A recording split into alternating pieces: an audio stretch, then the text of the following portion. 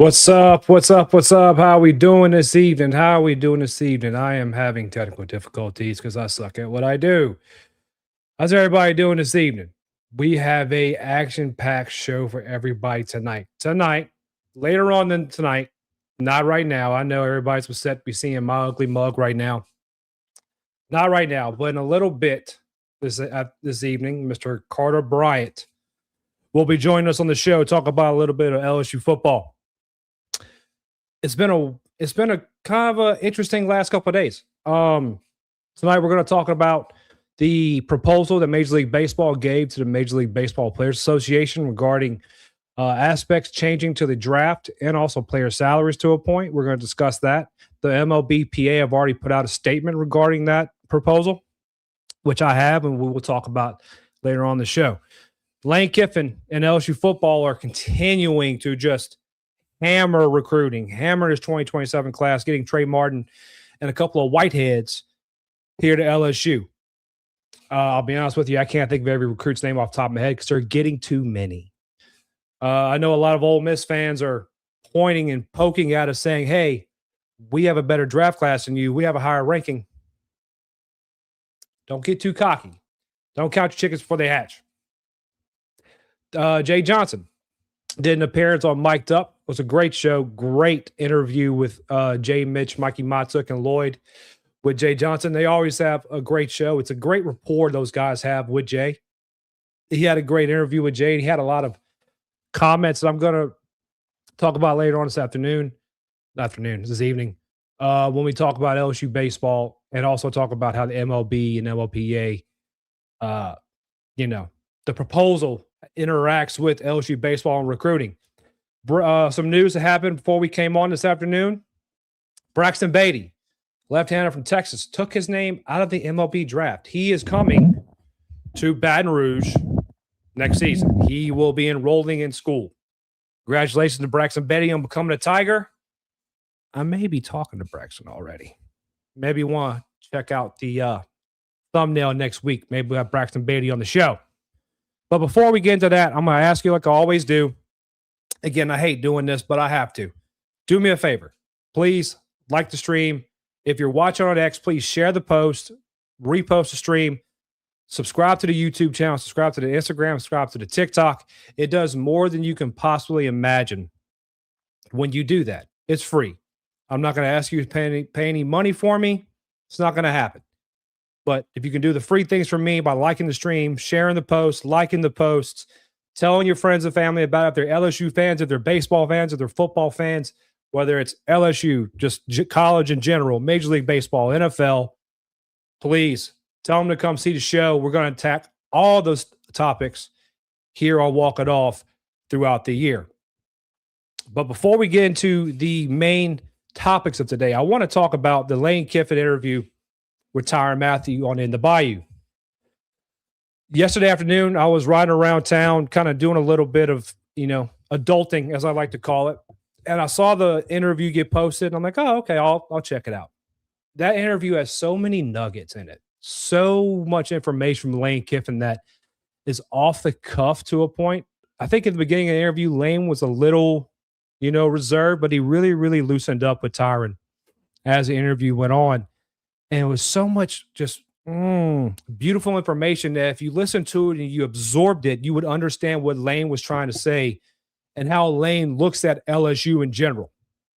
For instance, when he talks about recruiting and the draft picks with the footballs, with the teams they got drafted by in the first round. And he talks about having the rows, like having Jamarcus Russell, Joe Burrow, all these guys on the wall. Hey, man, if you get drafted by the, 6th, 7th pick, you're on that wall. You're on that wall. He understands where he's at, and he respects where he's at. He understands the gravity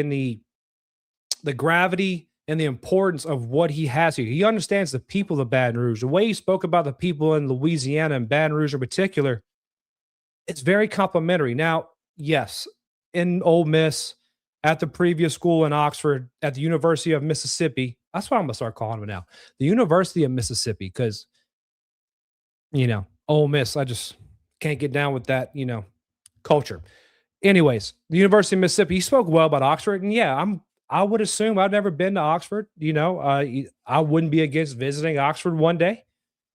Um, I'm sure it's an amazing little town. It's guys, the South is not that much different than one another. Like I know in Louisiana, you drive from North Louisiana to West Louisiana to South Louisiana, then you drive to the North Shore in the Southeast Louisiana, then you go into Warren. It's like you drive through like 5 different countries because the people are that much different. But the culture, the base of the culture, I would say, not the actual culture, but like the base, the foundation of Southern values still ring true throughout the South.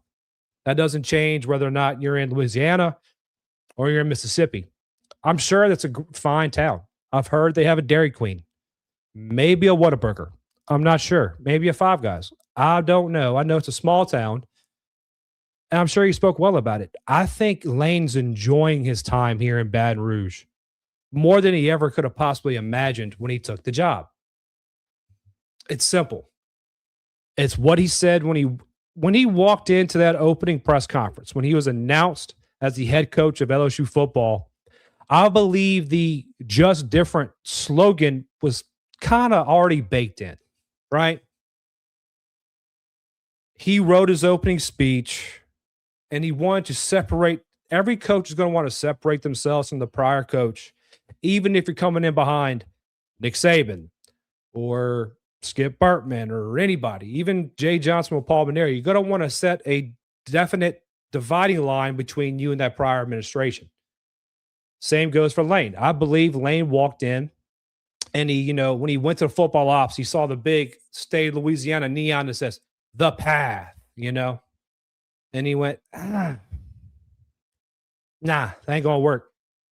What we need to change it, man? It just needs to be different. Just different. So he baked that in.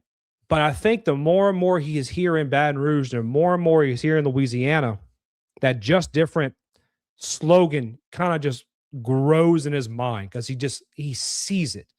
He drives to Scott and he meets the people out there. And he talked about it in an interview with Tyra. And he said, people around here love football and they love winning.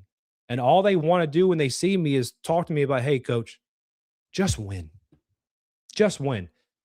And really and truly, it's not even just win anymore. It's truly make football fun again, Lane. Please. That's all we want. We want to have fun playing football again. We got told we were spoiled. Now we're spoiled. It's funny. Like when Lane was hired, you understood, and we all talked about who was going to be in the coaching staff, and we all knew that certain coaches had to go from the LSU coaching staff under the previous administration. And we worried about losing defensive coaches. I know a lot of people talked about the importance of hiring a guy like Kevin Smith, hiring Charlie Weiss Jr., hiring George McDonald, so on and so forth, right? Is it T. Martin? I may be getting this wrong. Is it T. Martin? The coach that came in, the former NFL player, worked with Lane and other places. And I talked about it the other day. I love how Lane compartmentalizes his coaching staff from outside wide receivers to inside wide receivers, the tight ends coach, the inside offensive line, the outside offensive line, the quarterback's coach, the running back's coach. You never have somebody you can't go to and ask a question about. If you're running a drill and you can't remember something, you look at any coach that's standing down this side. It's not just Brad Davis, Cortez Hankton, which, boy, he's a great coach. Joe Sloan, Kentucky's in trouble. Brian Kelly, wait. Oh, that's right, he wasn't there. So it's when you sit there at that Lane Kiffin practice, you can look around. Everybody has an idea, and everybody's bought in. It's none of this what's best for me situation. I think that's going to be the dividing line between Lane Kiffin and the Brian Kelly administration or Brian Kelly era at LSU. Did Brian Kelly give us moments to celebrate? Yes. Yes. I was at a memorabilia shop today, and I spent time getting stuff for Pick to Click for next year, for football season, and trying to find some more baseball stuff to get ready for next year.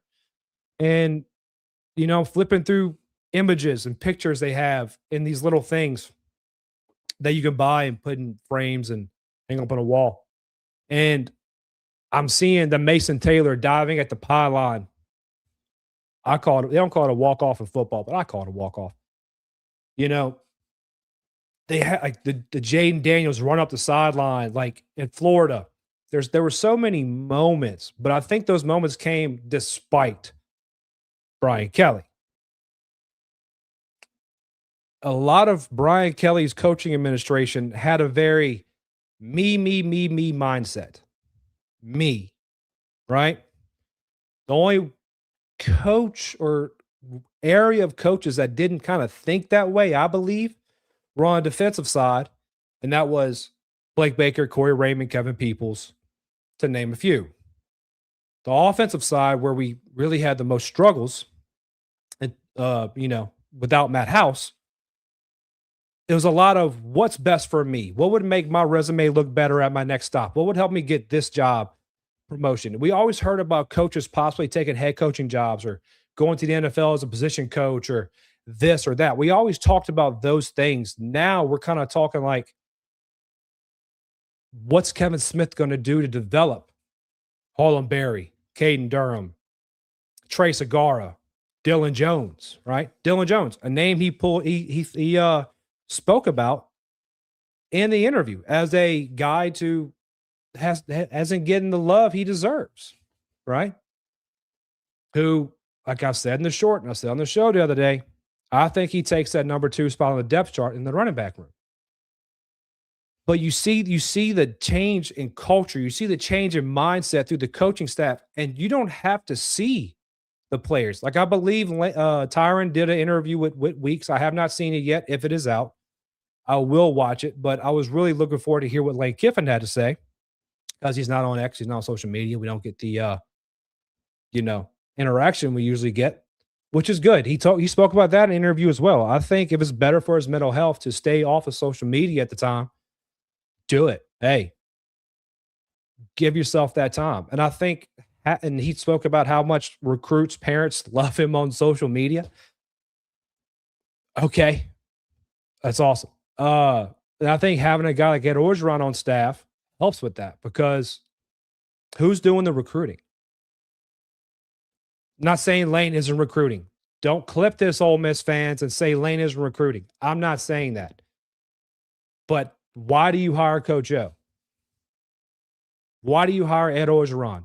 The epitome of Louisiana, right? He even spoke about how, going back to how he speaks about the people of Louisiana, he used a line to describe Ed Orgeron was no job too big, right? It didn't matter what his title was, didn't matter what his pay was, it didn't matter anything. He's like, can I help? Can we get this done? I'm coming. He spoke about being on a recruiting visit somewhere, and he talked about a certain player. And he was in Baltimore recruiting somebody. And he said he called Ed Orgeron. He goes, hey, I'm having trouble. Where you at? I'm on my way. And he used that to speak about the people of Louisiana. Because if you're from Louisiana and you've been through the storms, you've been through the hurricanes, you've been through the floods, you've been through the crime rate, you've been through the governments, there is nothing an individual from the state of Louisiana can't handle. There's nothing.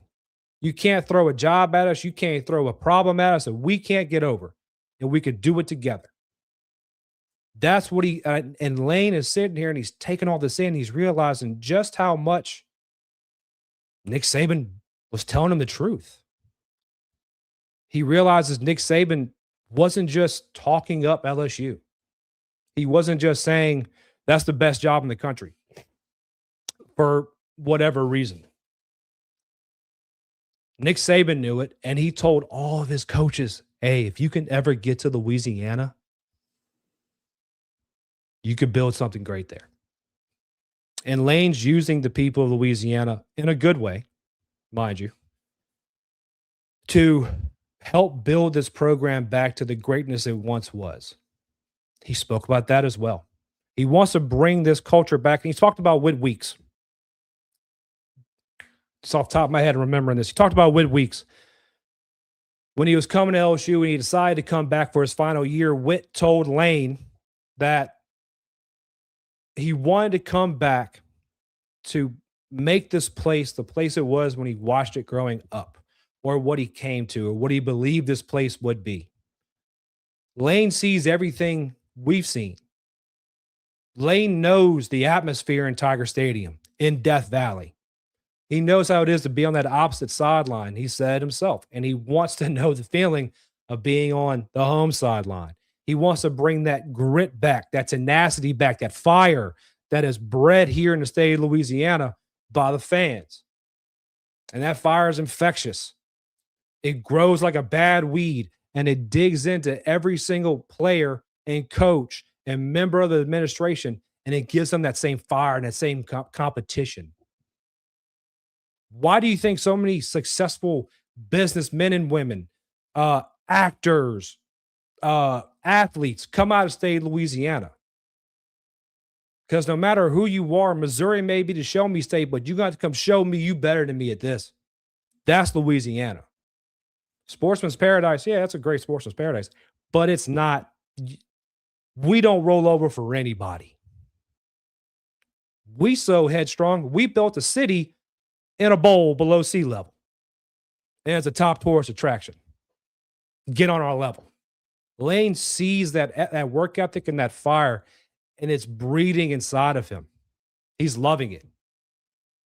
What coach wouldn't want that fire from a fan base and from a state and from just the people surrounding the program? Jay Johnson sees the same thing. Well,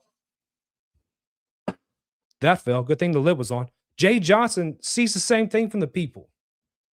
Where else can you walk into a college baseball stadium and there's 12,000 screaming idiots mixed with kids and women screaming at the top of their lungs at Tony Vitello or Nick Mingione? Not screaming at the coach, screaming at the other players, or just cheering on a guy. I keep talking about this moment, and it was that impactful of a moment to me.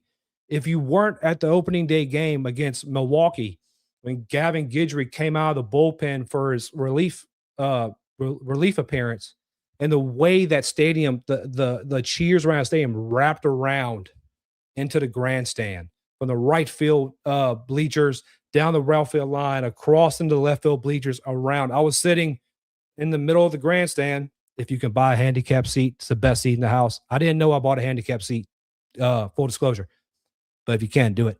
The whole crowd, the roar, the passion, the excitement, the love that was just being dove into that field for Gavin Guidry when he came out of that tunnel. Those kind of moments are why I love LSU and why I love college athletics, because the people in this state care. Anytime Nick Saban missed a fourth down conversion, fire him. Well, I don't know. I can't, imitate GED, but Alabama fans would be yelling, fire him, if he missed a fourth down conversion. Here in Louisiana, we tell you to do it again. Do it until it works. And Lane Kiffin sees that. And he's excited about it. And I'm excited about it. I don't know how you can't be excited about it. The recruits who come here see it too. They see your interactions on social media. I tell you all the time, the recruits and the players and the families see your activity online. It's part of the ecosystem of LSU. What you say on there matters. That's why I come on here and I say, don't dog on guys. Build them up. It's because I'm selfish. It's because I want to win. I want the best players to come to the state. I want the best players to come to the university, whether it's football, basketball, baseball, softball, tennis, track. I don't care. Swimming, gymnastics. I want the best players to come here because I'm selfish. And I know that this fan base in the state would be something good for them. So, and to add to that, there's a mirroring or a synchronicity between Lane Kiffin and Jay Johnson that I don't think should be ignored. I'm going to talk about Jay Johnson interview here in a little bit, but I'm going to kind of highlight two things both coaches said in their interviews. They want guys who want to come play here. Jay Johnson spoke about recruits and transfer portal prospects or transfer portal guys and talked about being in the summertime, whether or not guys go to summer ball and, play ball or they're here working with Adam Martin, getting stronger. He said it. If you want to work with Adam and get stronger, don't be hanging around here to hang out with your girlfriend. Be here to work. Jay Johnson wants guys who will come here and work and want to play ball. Lane Kiffin said the same thing. He doesn't want guys showing up here for the paycheck. He said himself, unlike the other idiots online who say, "Oh, Lane and Nick don't want to pay anybody." Shut up. Lane's happy they're getting paid. I'm happy they're getting paid. Is it getting a little crazy? Yeah. But it is what it is. He wants guys with the Whit Weeks mindset. A guy, by the way, he's been adopted by LSU, but he's not from Louisiana. The kid's from Marietta, Georgia. I think it's Marietta. I could be wrong. Maybe Columbia. I don't know. I know Jared Jones from Marietta. I think they're both in the same town. Anyways, Whit Weeks and now his younger brother, Zach, and his older brother, Wes, came here because Wes transferred here to play with Whit and Zach committed. Do you think Whit's not a Louisianian now?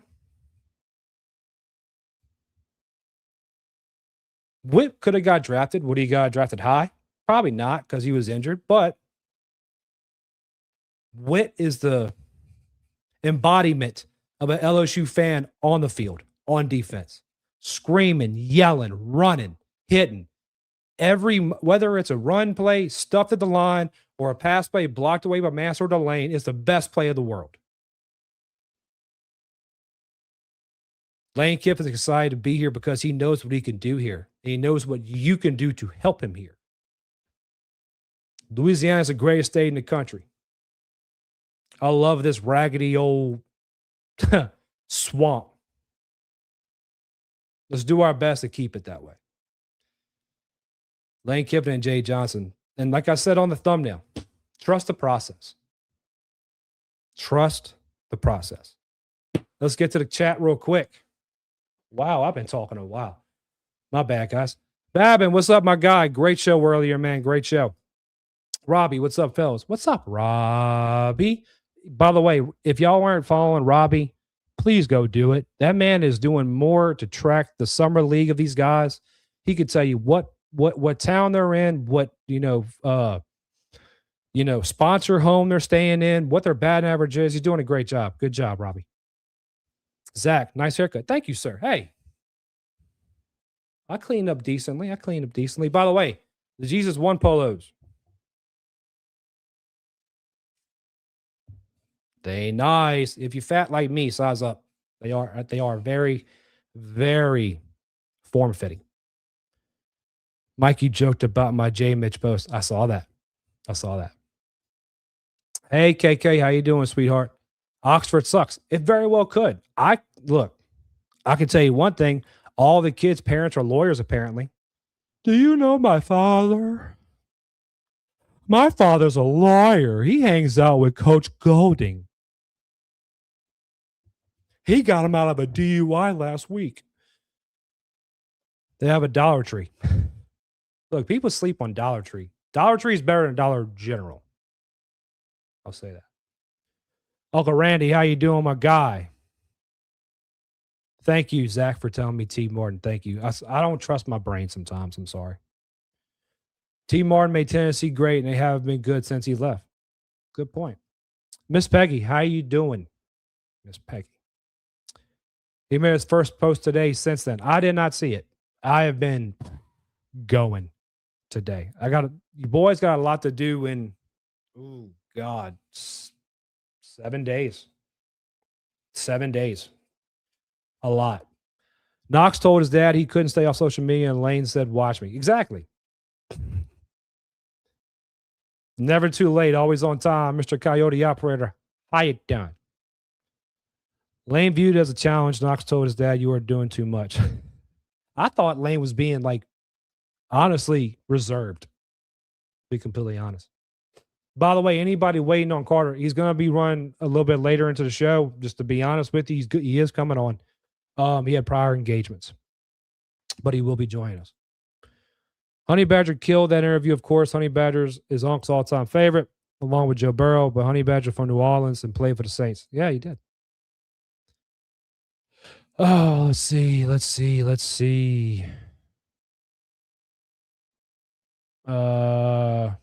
Thank you, Uncle. Thank you, Unc. Saying preach. Oh, this is another thing I wanted to say. I forgot about it. Lane proved that Coach O can miss on recruits too, because Coach O missed on Tyron. Thank goodness he missed on Tyron, because Tyron could have been a.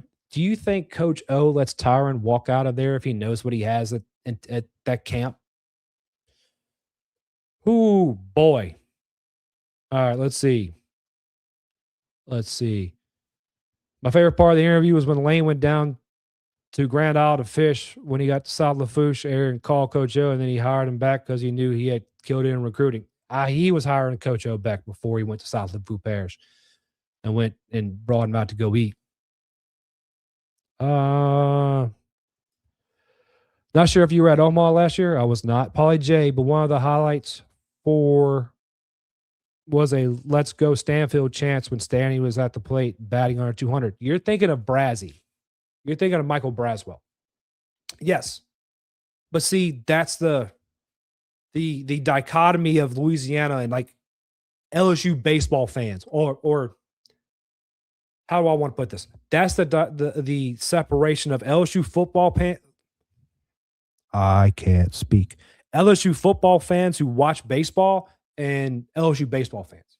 LSU baseball fans knew that Brazzy and his glove were, hey, keep your glove going, kid. LSU football fans saw him hitting under 200 and lost their minds. Kind of like Jordan Thompson in 23. And the baseball fans stood up and were like, let's go. That's the difference. Shout out gymnastics. That's right, Zach. Let's see. The now staff writer for As the Valley Shook. I can't remember it's as or and. I'm sorry, David. I'm butchering it. I'm sorry. The new staff writer, Mr. David Billiot, is here with us. Looking sharp, my guy. Thank you, sir. Thank you. By the way, these polos come in like a how would you put it? Not tan, creamy color. Real nice. Real nice. Great for church. Great for church. All right. So what we're going to do here is we'll go to a quick break. When we come back, we're going to talk about Jay Johnson, his interview with Mic'd Up. It's not going to be a reacts or review of the interview, but I want to get into what Major League Baseball proposed to the Major League Baseball Players Association today. Go over the Major League Baseball Players Association response to that proposal. What just fell? And get into how this could affect Jay Johnson and future recruiting classes, in my opinions, on the proposal. But before we get to our break, please do me a favor. If you haven't already, like the stream. Please, if you're on X or if you're on YouTube, please just hit the like button for me. That's all I ask. If you're watching on X, if you're watching on X, please do me a favor, repost the stream. Get it to your followers. I don't care if you have 10 followers or 10,000 followers. Repost it for me so we can get more people here, so we can get some bigger guests in here, so we can get guys we want to talk to in here, like Carter, for instance, to come and hang out with us and have a good time. I can't do this without you, right? I can't do this without you. I need you to do me this favor. If you're on YouTube, please like the stream. And if you have TikTok or Instagram, please go to @WalkItOffTalk and follow those accounts. I post on TikTok, YouTube, Instagram, and X. Paul Jarrett 16 is the host page on X. @WalkItOffTalk is the podcast page. We're going to go to a quick break. When we come back, further discussion on the proposal by the Major League Baseball to the Players Association. Stay with us. John 16:33, Jesus says, I've told you all this so that you may have peace in me. Here on earth you will have many trials and sorrows, but take heart because I've overcome the world. Like, that truth that Jesus won is so powerful, so significant in our lives if we fully trust and fully surrender to that promise. Like, no matter what we're going to face, no matter what stress, no matter what challenges, no matter what anxiety, like Jesus promises peace, and he reminds us that all of the sin, the fear, the doubt, the shame, like he overcame it all. He paid the price for your sin and mine when he went to that cross. He died a death that we deserve. He went into the grave. He didn't stay there. 3 days later, he rose from the grave, and the promise is true that he's coming back someday. So the power and the significance of that verse is now in a 2-word phrase that's on a t-shirt, on a hat, on a hoodie, and simply said, Jesus won. Even in the valley of the shadow of death, I can take rest, cause the living God is living in my chest. Every day I wake up feeling blessed, and even if I don't, I see it as a test. Cause Join me and your favorite players by expressing your faith and assisting local ministries.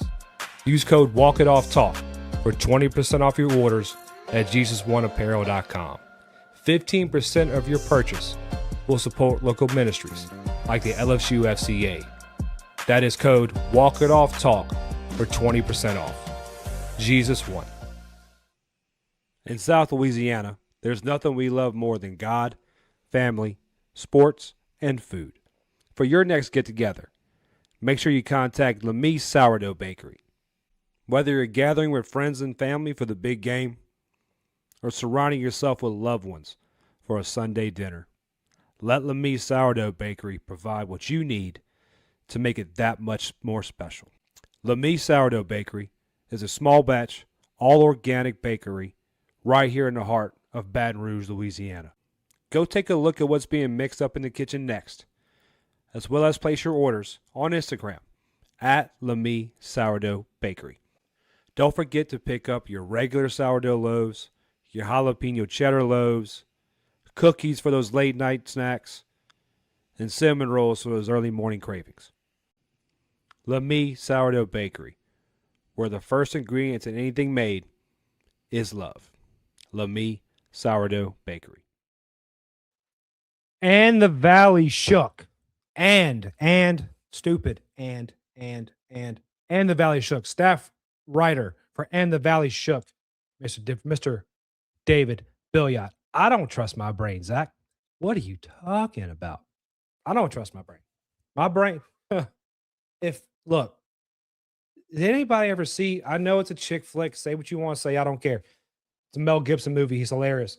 What Women Want, where he can walk around and hear everybody's thoughts.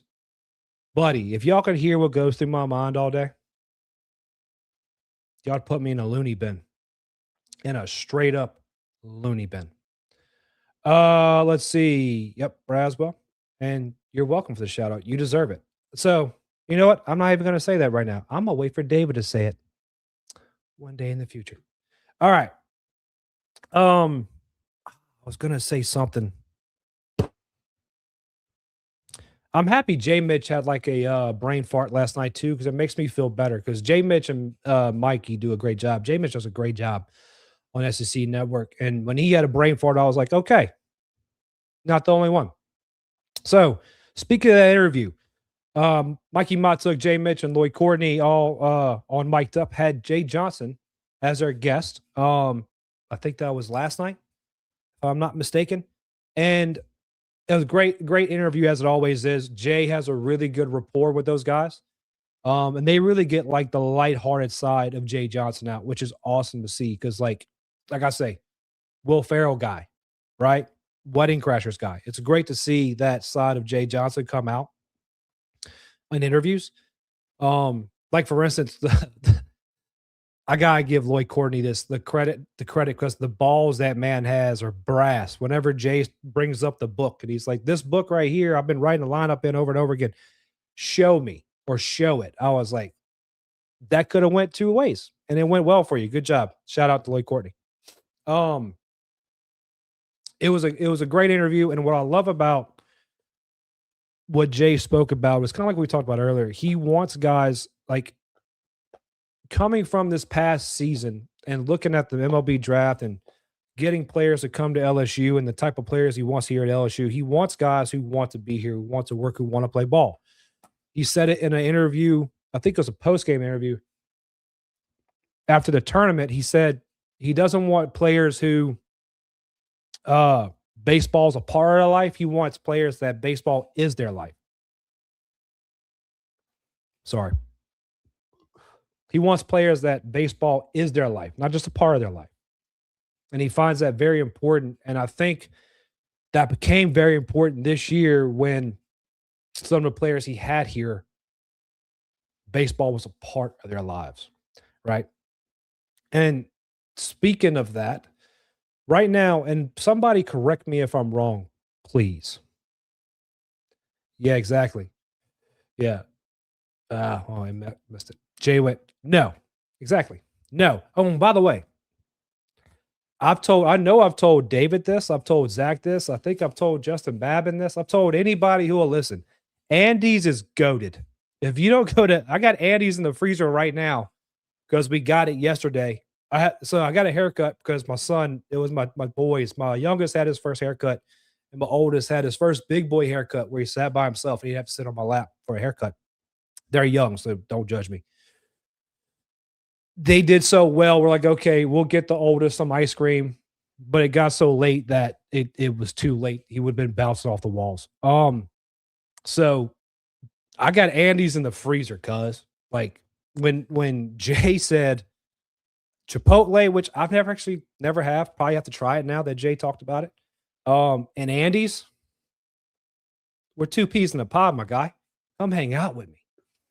Let's look at this. So if anybody can tell me if I'm wrong, I counted about 24 to 25 current high school commitments to LSU. Now, granted, there are some in that number who are not going to make it to campus. Like Logan Schmidt. I don't think Santorelli makes it to campus. There was a chance Braxton Beatty didn't make it to campus, but the young man decided to remove his name from the MLB draft, and he will be on campus next year, the lefty out of Angleton, Texas. So I count that. And then Jay spoke about this. He's going to be able to have a roster size of about 41 due to the DSA or whatever we want to call it. And he has about 17 players returning. Now, if I was smarter, I would have sat down and broke down the roster. But I didn't have time. I was listening to the Lane Kiffin interview. By the way, I used to like judge people for listening to podcasts on like 2x speed. It saved your boy's life today. Like, I get it. It saved me a lot of time. Because I had to re-listen to him. I already listened to him, but I had to re-listen to him to kind of make sure I found my high points. 17 players on the roster returning. Then you add Landon Hood, Cade Curlin, Dawson Park, Bino Waters, Jason Wax, and Diego Velasquez. Am I the only one who forgot about Diego Velasquez or didn't really see anything like that? Kaylee Joe, yes, we did. They're in the shared album, sweetheart. But it may be something I just missed, I guess. I'm sorry if I did. So you got 6 portal. You have about 19 to 24 players in high school, so 23 in. So it puts you right at 42 of its 19 players, right? And so I'll pull up the list of guys from the high school ranks that could be making it here to campus. Logan Smith at the top of it. He won't be making it to campus. Jensen Hirschkorn, I don't believe will be making it to campus. Malachi Washington out of Parkview, I think there's a chance. But what I'm trying to get to say is Jay Johnson doesn't recruit guys in high school who aren't a Major League Baseball threat. And he spoke about that yesterday. He said, if your number out of high school isn't like 2 to 3 million, you need to come to college. And he talked about a guy like Connor Griffin, a guy like Briggs McKenzie, who is a Bravo. They chop on. Briggs, he told you a story about Briggs McKenzie calling him the day before the draft and saying, hey, I'm taking my name out. I'm coming to campus. And he woke up the next morning about 8 a.m. and got a call from Briggs. And he said, I'm hoping you're telling me your flight itinerary. And he goes, nah, coach, I'm going to be a 4th round pick that gave me so much money. I'm going to the draft. And it was a great moment where Jay was like, I could hear Jay on the phone going, we didn't talk about that last night. But I'm sure Jay was very happy with him. Connor Griffin. Another example, a guy like that, he's already in Major League Baseball and doing a great job. Paul Skeens seems to have that effect on everyone. But today, Major League Baseball, in their continuing CBA proposals and CBA negotiations, this is one reason why I think there actually won't be a Major League Baseball World Series champion this year. I'm not saying go place a bet on that. I don't. I'm not a bettor. I don't gamble. I don't whatever. I'm probably 99.5% wrong on that, but I think the CBA is going to be a lot harder deal than a lot of people realize. Look at the way I look at professional association CBAs is like Congress.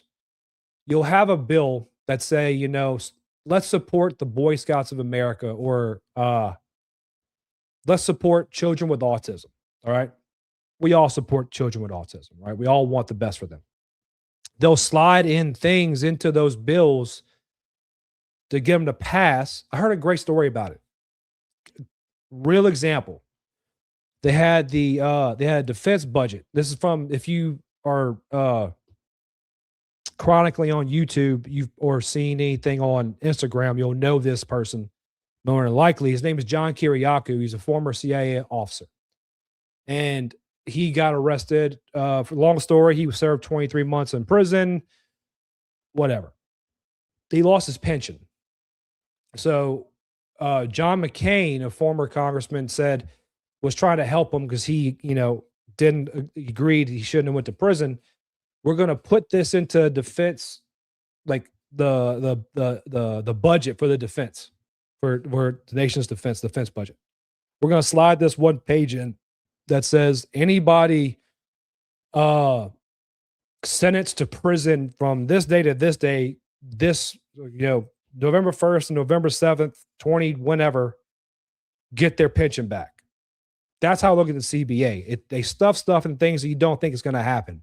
The CBA, they want to institute salary caps. They want to do different things in Major League Baseball, and the players and in the Players Association are not going for that. That's what's killing them. But today they made another proposal to make some changes to the draft. They want to eliminate high school eligibility for the domestic draft, shorten the draft from 20 to 12 rounds.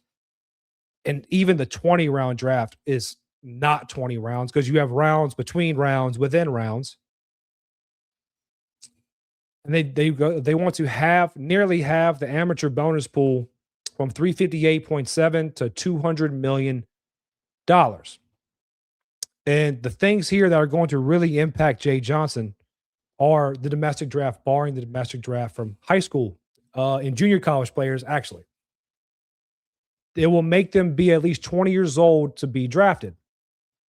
And the reason why this affects international players as well is you have a lot of these, what's a good person to think of? Yasiel Puig. If anybody remembers Yasiel Puig, or look at Albert Pujols. Everybody believes Albert Pujols is at least 3 years older than what his age is listed as, like on Wikipedia, because you had to be a certain age to be signed to a Major League Baseball team or be, given a contract. And a lot of those foreign guys, Juan Soto is another one. They believe he's older than his actual age, because they've proven this has happened. Because you'll have 16-year-old guys in the Dominican and in all these different, countries where there's not a lot of records, and they'll sign at 16. And they have and they're very good at 16. Don't get me wrong. But you have a lot of them lying about that. So let's talk about how this could affect Jay Johnson, LSU baseball. One thing I do not like in this proposal myself is that college players will become eligible after their sophomore year. Now, why do I not like that? So right now you have the super sophomore, like Derek Curiel, for example.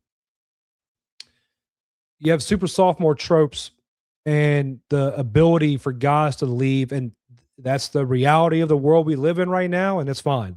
That's just the world we live in. I am more than happy to see Derek Curiel get announced on the MLB draft in the first round and go play for whoever, takes him.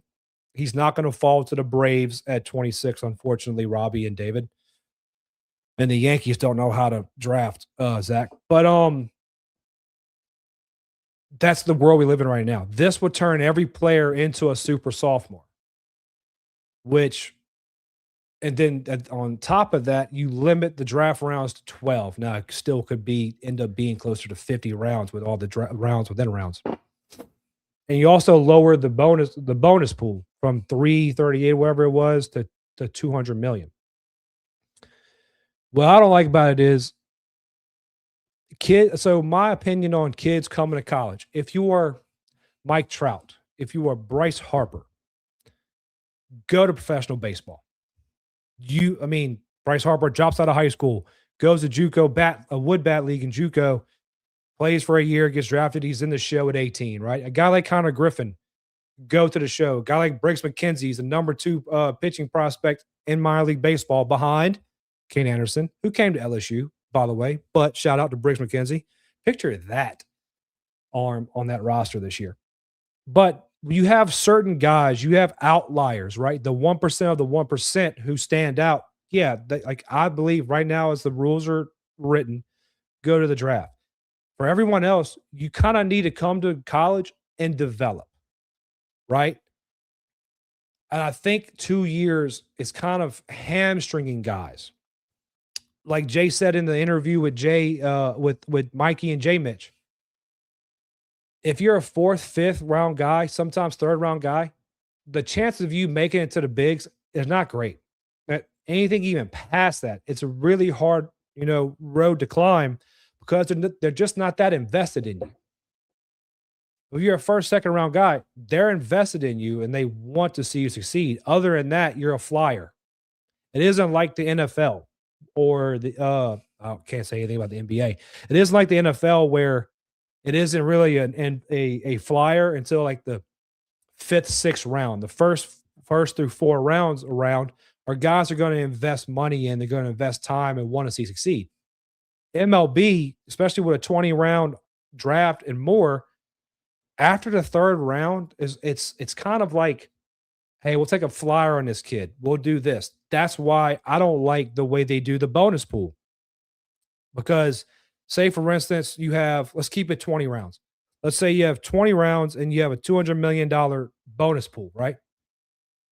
Theoretically, you would break it down highest amount 1st round, then you taper down until you get to the 20th round, if they even get a bonus. What they'll do is they'll front end the draft with 75% of that bonus pool money. What did Paul Skeens and Dylan Cruz get? A combined, $19 million? I think Paul signed for 10 or 9.75. Dylan signed for like 9.25 or 9.5. They front end all that money there, and they use so much of it there in those first few rounds and then they spend the money on international guys and things of that nature, that when you get past the 3rd or 4th round, they're really just like, if you turn into something cool, if not, we'll pay you $50,000. And they'll save money in certain places, like Kramer Robertson, for another example. Kramer Robertson got drafted, I think, the 3rd round. They gave him I think 50 to 75K because he was a senior. They said, we don't have to give him as much because he can't go play college baseball. We're going to give you a little to give this guy a lot. That's how they play with it. I wish they would slot the picks for a certain amount like the NFL does. NFL got bit by that due to Jamarcus Russell, and they changed that. Let's see what else they got here. So so furthermore, how does this affect Jay? You're going to have a lot more turnover, and it's going to turn, I believe, college baseball into a mock farm system for Major League Baseball. And I don't think that's a good idea. It's going to turn Major League Baseball, college baseball, into like a conveyor belt, right?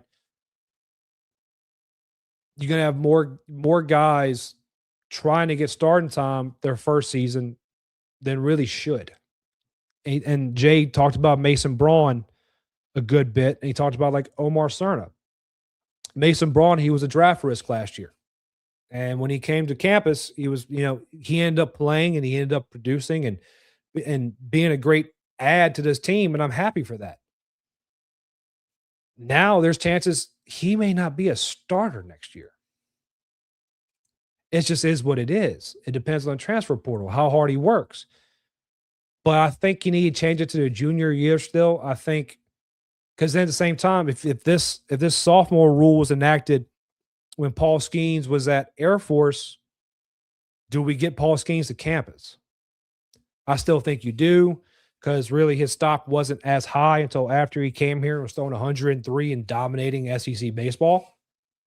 But he may have went to the draft. And then he wouldn't have met Livy Dunn, and we'd all been sad.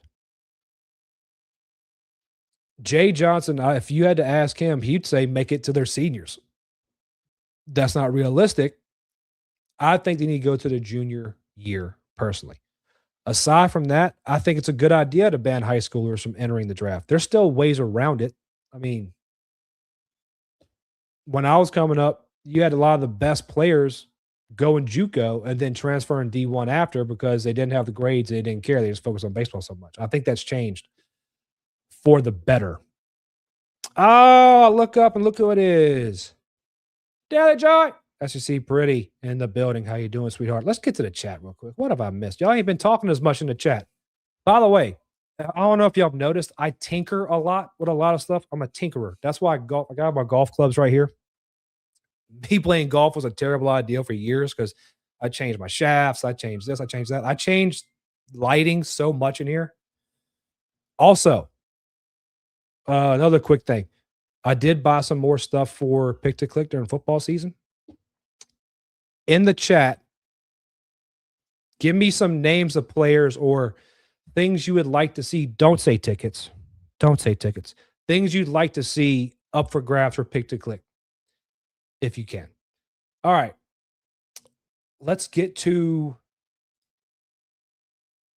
what the MLB Players Association had to say about the proposal. So, from the MLB Players Association. Remember, my eyes are bad.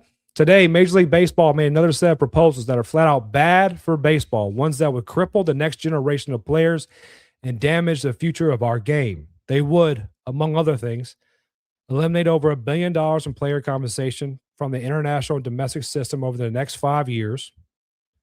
I think that's looking at salary caps. Destroy fundamental rights and remove talent from our sport by barring high school and junior college players, anyone under age of 20, from the domestic draft. Abolish an entire year of international signings by delaying the first draft until at least September of 2027 and as late as March of 2028, denying young international players the ability to start their professional careers. Players remain committed to bargaining in good faith and leaving baseball better than they found it. The league's proposals fall woefully short. They're against it. Now, they want to have the ability to go get high school guys. I personally don't care. To me, as a players guy, I would be a players coach to a point. Salary cap's a bad idea. Salary cap is a bad idea. And this is why I think that. And I used to be the guy, like a lot of you probably are in the chat or watching later. I used to be the guy who looked at contracts like Shohei Ohtani's contract or Juan Soto's contract, or like actually the first time I saw a big contract like that wasn't Alex Rodriguez the first guy to get $100 million in Major League Baseball, or the first $100 million contract in professional sports ever. I think Michael Vick joined him shortly after. I used to think it's ridiculous that people are getting paid this amount of money to play a game. I used to be that guy. Now I'm on the complete opposite spectrum of that. I look at a guy like Shohei Ohtani getting $700 million contract. And I look at that and I go, great. Billionaires are billionaires for a reason. They make bad investments. They get out of them. They make money. And I don't care what any baseball owner tells me or tells you or anything like that. They are not going to sit there and lose money on a player. They're not going to give a guy $700 million just for the whim of it. They're going to give it to him because they can make that money back and then triple it to a point. That's my idea of it. I think that the salary cap's a bad idea. Barring having an international draft also, I think, helps Jay Johnson. Why do I think that? International players right now, like usually, like Ronald Acuna, David could vouch for this. A great example. Young guy, the Braves picked up in his country. I think it was DR. I could be wrong. It had him in a system, kind of like soccer. Like soccer has all these clubs. Major League Baseball has clubs in these other countries type things, and they bring these young guys in and they kind of train them and then sign them. They put them in schools, right? Perfect example. I had a friend of mine I played high school ball with. His name was Herman Carriaga, and he was from Culiacan, Mexico. And I remember asking him what school was like in Culiacan, and he said, "Well, we go to class till about 10 or 11, I think 10 or 11. They have siesta, they have a nap, which I wish we would institute that here in America. Then they would play baseball all day. That was it. There was school in the morning, baseball in the afternoon." I'm like, that's awesome. Herman was a great player too, by the way. This gives Jay a chance to possibly find, kind of like Will Wade, international guys. Maybe you see guys coming up in the circuit, whether it be at showcases or travel ball teams coming around America, because they do that. They do come play in the States during the summer. Maybe he's from Culiacan. You can extend a scholarship to him. It could cost less. Does that limit the chances I say a guy from Louisiana has? Yeah, and I hate that. And I've already told David and Zach, all of them, my ideas on how to fix Major League Baseball and make it more, I think, make it a better product, but they don't agree with me. And that's a long conversation. Long conversation. So looking at the people who we're getting from high school ranks, and I didn't see if anybody in the chat, if David or Zach saw where they had like a date this would happen, go into effect. I'm checking it over right now. See, I'm looking over it. I didn't see anything about when this would go into effect.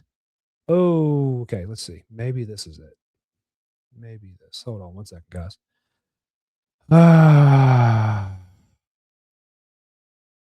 No.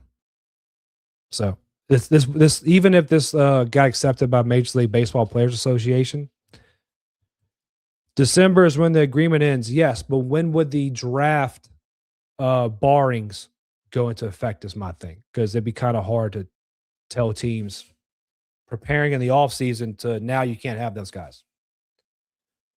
That'd be my question. Personally, I think I like the proposal.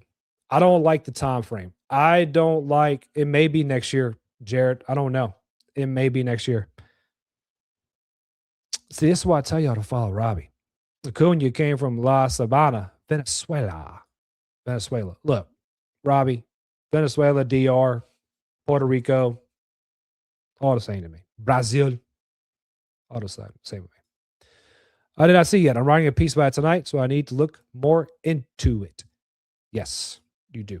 By the way, if you haven't read David's writing at And the Valley Shook, I got it. Make sure you do. Go check it out. Go do him a favor. Do me a favor. Just as his friend. Go on the actual website. Create an account. I get it. You're just going to read David's work anyway.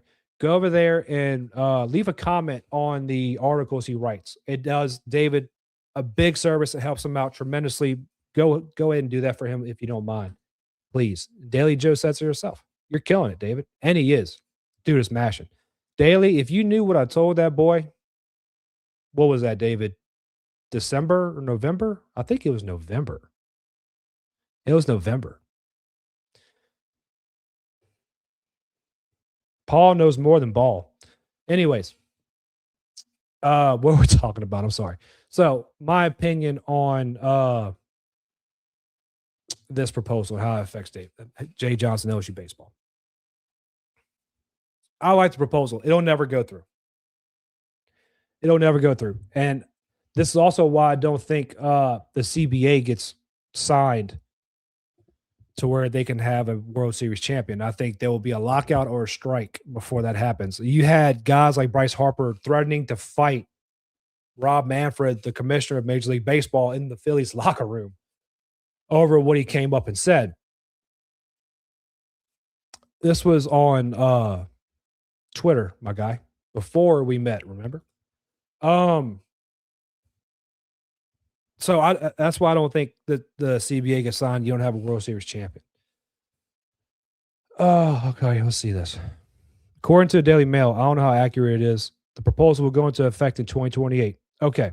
So, like I said, it wouldn't affect this year's draft class, right? Now, I personally think you have a certain player, Brown, coming back, and I think you're going to have a lot of this draft class either not either A, take their name out of the draft, or B, not take their selection and come to college. Why do I say that? Jay Johnson is on a warpath. And what I think him doing the mic'd up interview last night, or I believe it was last night, showed me he's finally picking his head up out of the clouds, right? He's finally picking his head up from his desk and looking at, the taking a breath, right? He's waiting for Omaha to end, and he's kind of looking forward to seeing what this draft cycle is going to do. You still have Wanaka and Simpson and Tucko and everybody doing visits, but he's finally picked his head up. I think he takes a pause on the transfer portal for right now to see what comes in, because you're going to have guys who look at the draft, and you have guys who waited till after the draft to enter the portal last year. Guys like Zach York. And he's going to really dive into who he wants. And that's why I think is the thing why I always say trust the process, is because Jay Johnson's looking at bringing in this team, bringing in this roster a lot differently than he has in the past. He's being very selective. He can be selective here. He talked about how much some people have messaged me saying, worried about, I talked to somebody today actually about it, worried about Jay leaving campus again. Or the thought or the possibility of Jay leaving campus. I think Jay, and this is how I answered that person, I believe Jay is getting what he needs for himself to feel like he can be successful at LSU now. So I don't think he has a chance of leaving campus now. As long as they keep providing him with what he needs, I don't think he leaves. Matter of fact, they talked about Jay Mitch and Matuk's sons or children in 2044 playing for Jay Johnson. And Lloyd's the only one that said that he's still a young man. So, look, my boys are going to be eligible sooner, so maybe so. But how do I want to put this? Look at a guy like Omar Cerna, somebody else Jay spoke about. Omar Cerna had the ability this summer to go play with USA Baseball, which is a great opportunity, a great accolade, right? Jay's worried about not only developing his players, but also making sure he can win, and he's putting his guys in the correct position they need to be in for next year. Omar Cerna, sophomore. I mean, he would be a junior in 2028. So he would be a junior in 2028. So this wouldn't affect him really. But having a guy like Omar Cerna step away from his opportunity to go to USA Baseball and worry about rehabbing and recovering this offseason from a brutal season that was for Omar Cerna is kind of what gives me that inclination where Jay is hyper focused. Jay waited to send guys to the summer league. Now, guys like Cade Curlin, Dawson Park, Landon Hood, all those guys are in Cape Cod right now, but he's sending guys to the West Coast, and Jay is. It's not like it's happenstance where these guys go. Jay sends these guys to certain places to where they'll get certain work in. Like, for instance, talked about William Patrick and Jack Ruckert going to the West Coast, and they're batting 1 and 2 in the lineup every night, getting more at bats, right? Trust the process. It's too easy. Stan joined us. Omar Cerna, a.k.a. the second coming of Daniel Jackson. That's some big words. Jay also kind of emphasized Curlin as a second baseman. You noticed that, right? You notice that, right? Now, so again, Robbie can attest to this. And again, David, Zach, we called it. Again, I'm looking at when I look at the summer ball stuff, I'm not really looking at numbers right now because not that I don't trust the numbers or I don't want to see these guys succeed. I do. I'm not worried about the numbers. If the numbers, guaranteed a certain result next season, Maverick Rizzi would have been lights out this year. Now, nothing against Rizzi. I love the kid. I hope he has nothing but success in Oxford. I really do. I just hope he fails miserably against LSU. He's a good kid. And I want to say this real quick too, whether or not you like the fact that Rizzi went to Oxford, he's still going to be here in 10 years for the 10-year reunion of that 2025 national championship. He's a national champion at LSU. Let's give him that respect. That's why I'm not really worried about the summer league numbers right now. They don't really give you the full picture. But I do look at where are guys playing. Like Dawson Park is playing middle infield, second base, shortstop. I would have swore Jay would have asked him, hey, can you move him? And he may still play third at some point during the summer. But I thought that may be something Jay asked the guy to do. Maybe not. Maybe Jay has a good competition at second base for that second base role. Maybe Ruckert moves to third. You never know. Like it's Reagan Ricken, another guy in the summer ball who is absolutely mowing guys. Reagan Ricken's doing a great job. Yeah, Daly. Mav is old Mav. Oh, Mav. All right, here we go. Let's see. There we go. Let's see. What else can I talk about with this? I think I've kind of exhausted it, and I'm waiting on Carter to get here. He should be here any minute now.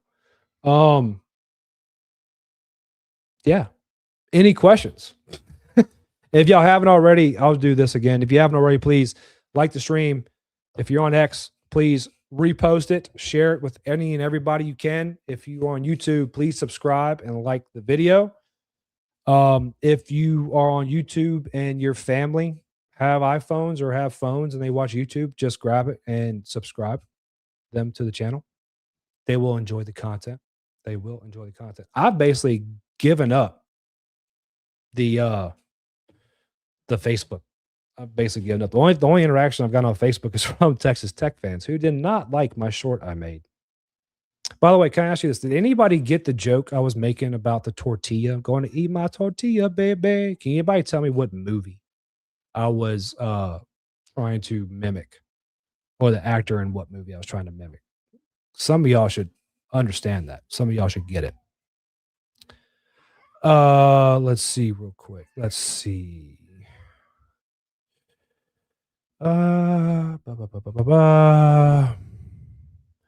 Dave, before you reach the big time, we need the autograph for Pick to Click. We need the autograph for Pick to Click. Oh, like David's autograph? Like give out David's autograph for Pick to Click?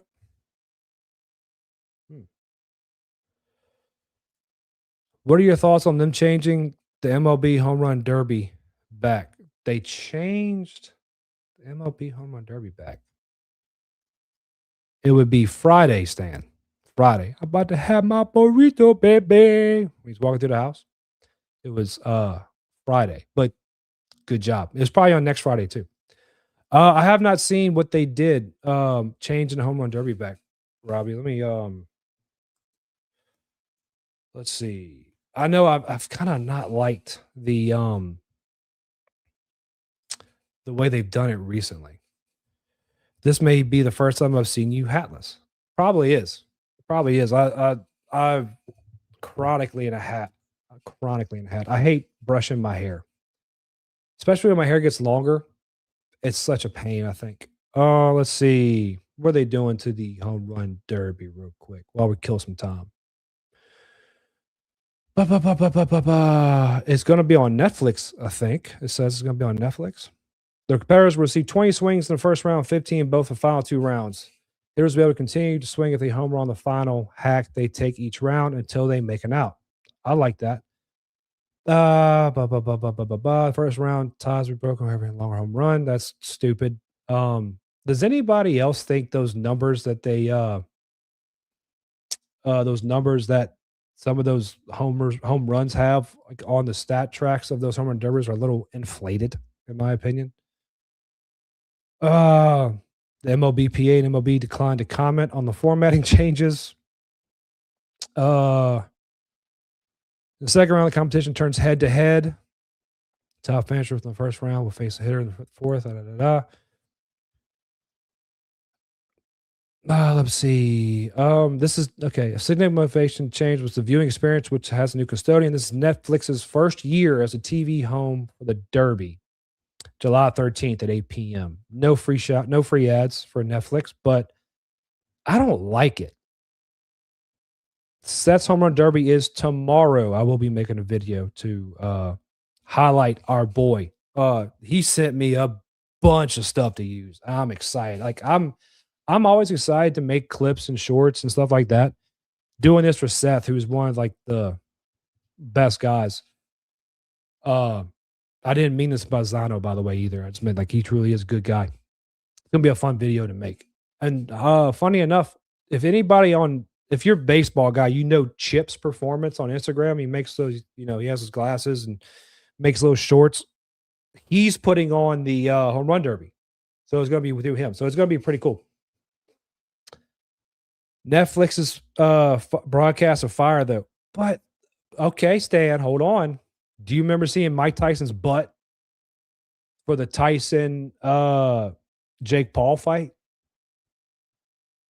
I remember there's always laggy issues. There's always like broadcast issues with broadcasts, especially live broadcasts. He is an incredible kid. That's right. Incredible young man who's going to make more money than all of us. Paulie J, is it true that Lane doesn't allow assistants to give interviews? I haven't heard that. I haven't heard that. I'm trying to think of any. Ogeron did interviews, so that can't be true. By the way, I want to highlight this. Nothing better than a hat. Get your hats at secpretty.com. Is that right, Joy? secpretty.com, correct? I believe it is. Let's see.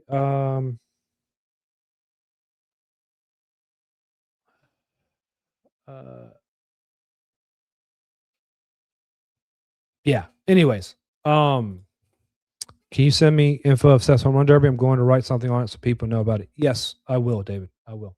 It's going to be streamed on YouTube and social media platforms. I think probably over the Chips Performance, like social media pages. Matter of fact, I think. All right, so no. Let's see. I'll send it to you, David. I'm so out of left field right now. Been AWOL for a while. You still have the sickest setup. Thank you, brother. I appreciate that, man. I shouted you out last week in the crossover episode with David and Zach on Go Deep Dive. I shouted you out on the Friday episode. SEC period will be back in the fall. SEC Petty will be back in the fall. And what she means by that,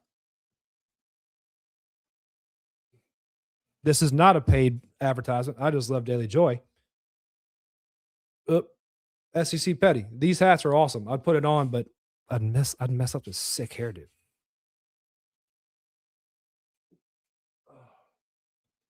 Daily Joy gets free ads. Daily Joy gets free ads. My thought on Home Run Derby. That's the first thing that's what I was talking about before all this happened. Home Run Derby. I don't like the head-to-heads. I want to see like open field. Like you can say you have, let's look at like beer pong. Start off with 10, then you go down to 6, then you go down to 2, right? Have open field. Don't have like it should be a competition, but it should be more about hitting as many as you can instead of trying to beat a number. Because like, what if you have a clunker and a guy hits 3 and then somebody hits 4 and just says, I'm done. I'm going to the next round. I really don't like that. I love you, Daly. And by the way, David, that is not your win bar, sir. This is your win bar. Maybe I should start selling win bars. Maybe I should start doing that. Let's freaking go. Been meaning to ask because I have a room for all my sports memorabilia stuff and wanted the hat to go in there. Go on SEC. You should buy an SEC pretty hat, Jared. Coyote, you are a not gonna say it because it's not true. Really, I had no idea. I'm going to have to check it out. I've been in a hockey hole for the last couple of months. Yeah, man. Like I didn't understand that email you sent me. I'll be completely honest. I have no idea, Uncle Randy, what time the home run derby starts. I could probably tell you. It'll be at 8 p.m. Eastern, so 7 p.m. Central on July 13th. Oh, you're talking about for Dardar? Let me just find that out. Hold on. I'll tell you right now.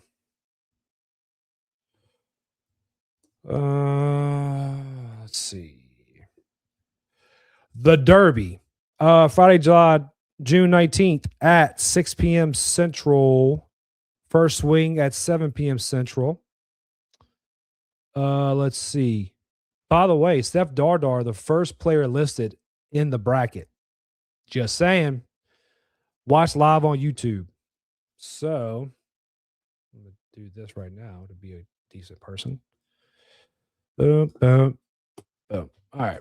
So, yeah, it'll be at 6 p.m. First swing at 7 p.m. Central Time. 6 p.m. Central Time and 7 p.m. Central Time for first swing. So that win bar I bought. I made win bars for a couple people because the hardest part was I can never find those stickers, the win bar stickers. But when I found them, I went, okay, I'm buying a few. And then I just felt like a nice person and bought the PVC pipe and made them. Who's my MLB team? The Atlanta Braves. On my NL team, I would say I used to have an AL NL team. My AL team were the Red Sox. So that was my Pawpaw's favorite team. And my team growing up has always been the Braves because I grew up, a TBS kid. Watched WCW, then watched the Braves, watched Chipper and for Call and Andrew Jones and John Smoltz and Tom Glavine, Greg Maddux, so on and so forth. Andres Galarraga, Julio Franco, that whole jazz. Those were my teams. Those were my team. That's my team. The Braves. The Braves. All right. Any other questions? Do y'all have any? So again, I'm trying to give y'all a free layup to tell me what y'all want for Pick to Click. And y'all not tell me what y'all want for Pick to Click? Sting. Sting was my favorite, man. My Pawpaw's favorite team was the Yankees. I don't love anyone enough to jump on that bandwagon. No, I'm good. Sorry, Zach. Yeah, no, I'm good. I'll stick with the Braves. I never liked the Yankees, man. Sorry, Zach. Derek Jeter's most overrated shortstop of all time. Of all time. Go look at the numbers. Go look at the numbers. Just checking on Carter. I'm trying to give y'all free reign and tell me what y'all want for Pick to Click, and y'all ain't telling me. Do y'all want a sneak peek into what I got today for Pick to Click next year? For football season? Well, if y'all want that sneak peek, it's going to have to wait because join us now. Chop on at a girl daily. Join us now. The man himself, Carter Bryant from the Power Hour. How are you doing, sir? What's going on? I mean, it's a big stream. Got daily joy in the chat, man. I'm going, you gotta love to see it. Good to see David. Good to see a bunch of legends in here. How are you doing today? I'm doing good, man. Even better than you've joined me. It's even better now that you're here, my man. Yeah, I did a chubby boy thing, and I've actually lost some weight. It's I just swallowed some spaghetti and meatballs right before I jumped on here. So I'm bloated, but I'm ready to talk whatever you want to talk about, man. You're a big baseball guy, right? Yeah, I'd say I would say I'm a big sports guy, but I'm a baseball guy. Like I understand Right. baseball. So are you for this college baseball MLB thing? Oh, the proposal. So we Yeah. went over that a little while ago. Parts of it. Parts of it. I don't like them changing the draft year to the sophomore year. I wish it would still be junior year. I think it kind of turns college baseball into a conveyor belt of prospects and kind Yeah. of like a semi farm league. And I don't like that. Stick to the junior year model, kind of like the NFL. I think that'd be better for the kids.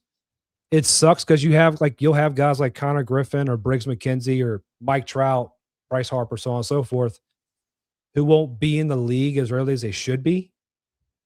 But I don't think there's any downside to going to college either, like other than Yeah. future earnings. But I don't see it happening because Really? Okay. no, I've said on record now. I've also said don't bet on this because I'm probably 99.5% wrong.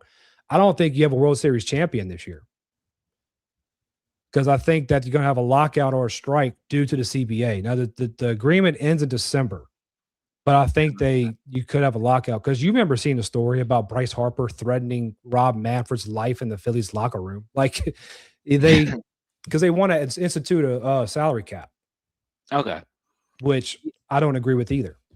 Yeah, I want it to happen, and my thing is I would love to have seen, because I think Bryce Harper said in an interview that he would have possibly chosen LSU. Could you imagine? Dude, he would have balls sitting in the Fred's parking lot. I mean, that would be insane. You would have had fights on the field with Bryce Harper. Like I love Bryce Harper, but he's an arrogant little prick, especially when he was that age. Damn, Picture God. like he was. I mean, do you remember what was that? Madison Bumgarner, he ran out and like threw the helmet at and it got smoked. But That's insane. you could have Connor Griffin, who's killing it right now, who was in the minor leagues for what, 15 minutes? And now he's playing with Skeens and the Pirates organization. Like you could have had Connor Griffin on this team. That's insane. Yeah. Like Connor Griffin, Stephen Milam, middle infield. Yeah. Insanity. I want it to happen. I think it'll be great. Obviously, I'm not as big of a baseball guy as you and some of the other folks in here, but I've said this plenty of times, man. When I got to go to Omaha for the full 2 weeks back in 2009, yeah, I'm that old. That was just that was the best 2 weeks of my life. Just knocking down beers at Baird's Barley Corn, and I want to go back and I don't know if Rocco's was even a thing then, I couldn't tell you. and I'm just I'm excited that Baird's might be making a little bit of a comeback with the Rocco slander that's happened, but is it slander? But I don't know if it is or not. I've never That's been the to thing. Rocco. I don't know. I've never partaken in the Jello shot tomfoolery. And I've heard about Blatz. Daly was telling me about Blatz recently, but there is nothing like the College World Series. There's nothing like college baseball. And I haven't been watching it as closely because I'm a soccer guy, so I've been watching every World Cup match. But I'm so freaking excited about the future of the sport. But I would be even more excited that the best the best prospects would have to go play college baseball. I think that would be a good thing for all parties involved. And man, college baseball players live the best lives at LSU. Holy crap. Or talk to Steph Dardar. Like that's exactly what Dardar told me. I gave him a lot of grief on the show when I had him on. Because I try to, when I have people on, I try not to ask them the same questions everybody's asked them because what's fun about that? And he was talking about finishing his MBA here at LSU or getting like a construction management certificate because what's going to be more fun, certificate or MBA? And he got a certificate and I gave him hell about it. But you can do that at LSU. I mean, the kid has a degree from Columbia. He's fine. But like he said, it was all ball. And I talked about a guy, like somebody brought up in the chat. Another thing about it would be great is you could possibly get international players to LSU, because now it's going to bar them. They got to be 20 years old, and they're going to have a separate international draft. So you can get guys from Mexico, Puerto Rico, Dominican, Brazil, Italy. all that. Italy. I'm gonna ask you about that in a little bit, but I want to dig into this Rocco's thing because I haven't had a chance to talk to anybody about it. This is what I know about the Rocco's thing. And David earlier answered our question. I don't think so, Carter. Rocco's blew up because it's across the street from the new stadium. So it was not by Rosenblatt, which is the old. That's right. Okay, that makes sense. Okay, yeah. So everyone knows the Pat McAfee thing. Apparently it happened to Ole Miss fan. It happened to other people. From what I understand, they're not making the jello shots anymore. They outsourced that. So it's like, it's more or less. And then Pat McAfee broke down the cost breakdown from what goes to charity, what doesn't, how much they make. How big of a fumble is that? Because what was he going to spend? $300,000? Who's just going to write a check? Just like here. Like, I'm just always making time for 150K, unless my last name turned into Bezos overnight. I am doing whatever you ask me to for $150,000. I think it would have been 200K. Yeah, whatever it is, whatever it would have been. And I hate that. I hate that for like some of the people that work at Rocco's. I know I know McAfee's army, and I know McAfee didn't mean to sick his people on them. And Rocco's is going to be fine. Once again, I've never been to Rocco's. I will probably go to Omaha the next time LSU actually makes it, because I see the photos that you guys post when you're there, and it makes me I've never been. Oh, you never been? Yeah, I've never been to Omaha. That is, I would like, if you actually like college baseball, I would highly recommend you go at least once. And you can make a case that Omaha is like the best LSU postseason experience you could have in any sport. There's nothing like it, man.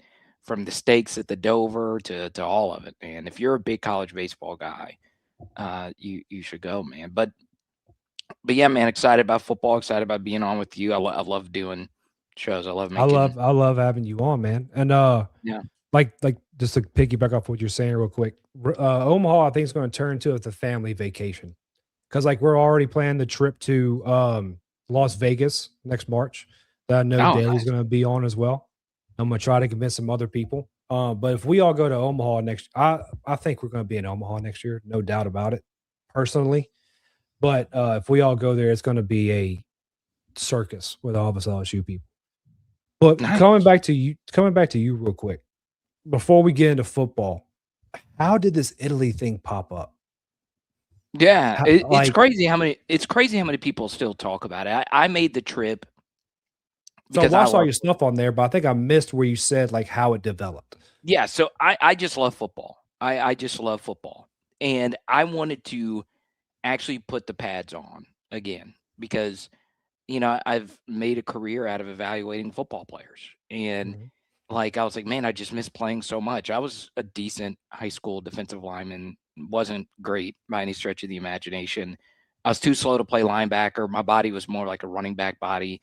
And I was like, okay, I got to play defensive line.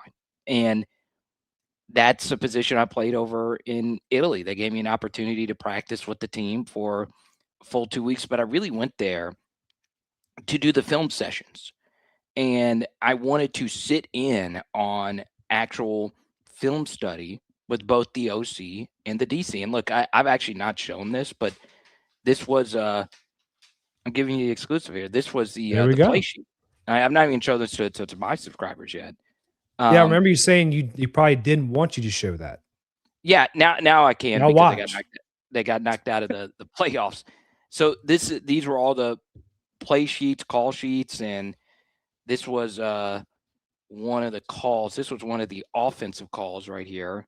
Spread left, rabbit, zag, RT. And then we also have trips right, Indy Z, short bolt now. All right. Yeah. I don't know what any of this means. I know what I'm using Madden lingo to like try to fit this together right now. Like RT means right, I think. There you go. Yeah. But and this was the actual sheet. So I charted games from the sideline for the defensive coordinator. So I was there. I got to play 2 practices. And even if I was a really good player, they wouldn't have let me play in an actual game. So I fly to Italy, play for a team named the Legnano Frogs. All right. So it's a little city. I say a little city. It's like 60,000 people in the city outside of Milan. All right. Everyone knows Milan. So basically, I wanted to know what pro football was like in the Italian Football League. I had a buddy who coached there. He was a head coach, and he said, "Yeah, we'll cover your place to stay. You just got to cover your travel. We'll help you out with food and all that." So it wasn't really that expensive of a trip, and I stayed with the American players that play over there. So you're only allowed 2 American players per team. So if I went over there and I was prime Glenn Dorsey, I wouldn't have been able to play in the game. So I knew that going in.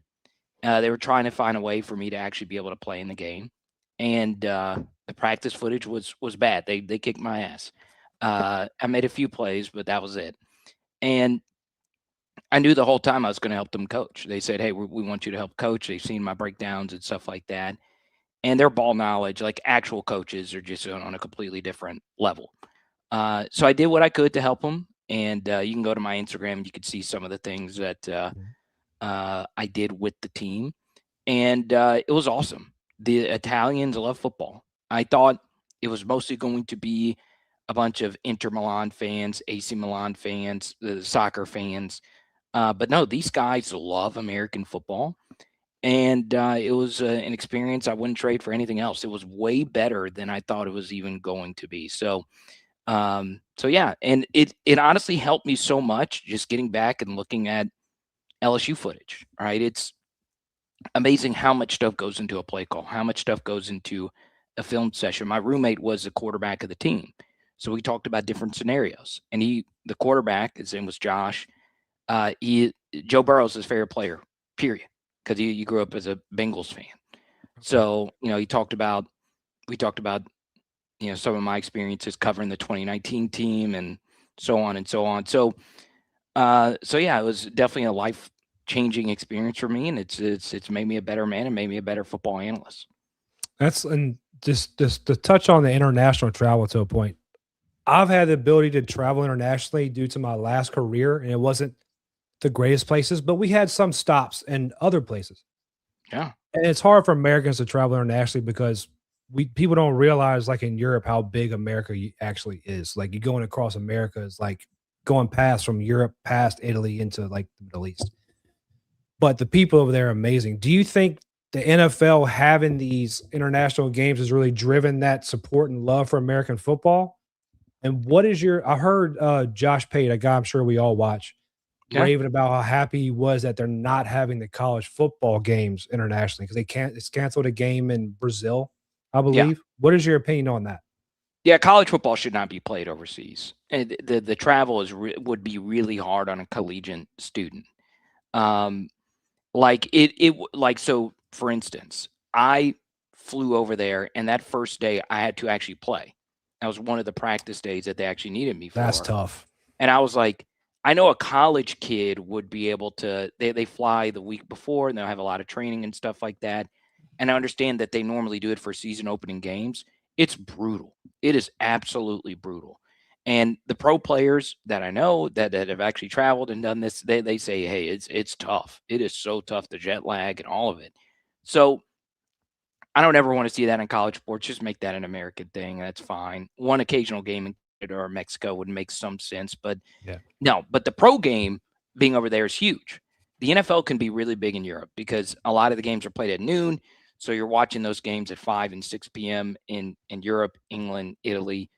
So yeah, part of it is that. And then honestly, when I went to England a few years ago, it was ridiculous. Like I ran into a few LSU fans because I wore a lot of LSU gear and stuff like that. And the LSU brand is just different. And I know I hate to use a Lane Kiffinism right there, but no, it's amazing.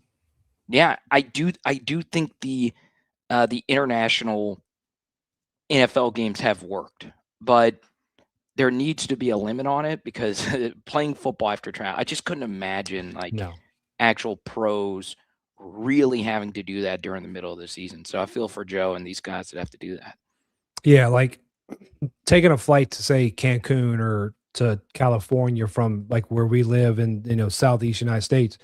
Yeah, you get a little jet lagged. International travel just kills you. It kills you. Like I think our first flight was from Maine to England, and that was 6 hours. So like in just being cooped up in that cocoon for so long, just drives you insane. That's what I called it. It's like it's a cocoon because international flights aren't like Southwest flights or Spirit Airlines, which they're not around anymore. But like this, you got a little room, but still, it's people breathing on you. I don't know. I can't wait to go I can't wait to go to France soon. That's a trip I want to plan. Yeah. Great state. Great country. Speaking of football, one guy that I am high on, and I'm sure you've been deep diving, and I'm not going to try to get you to say anything about who's going to play what position or whatever, because we have ideas nobody knows. A coach that I'm high on is Kevin Smith.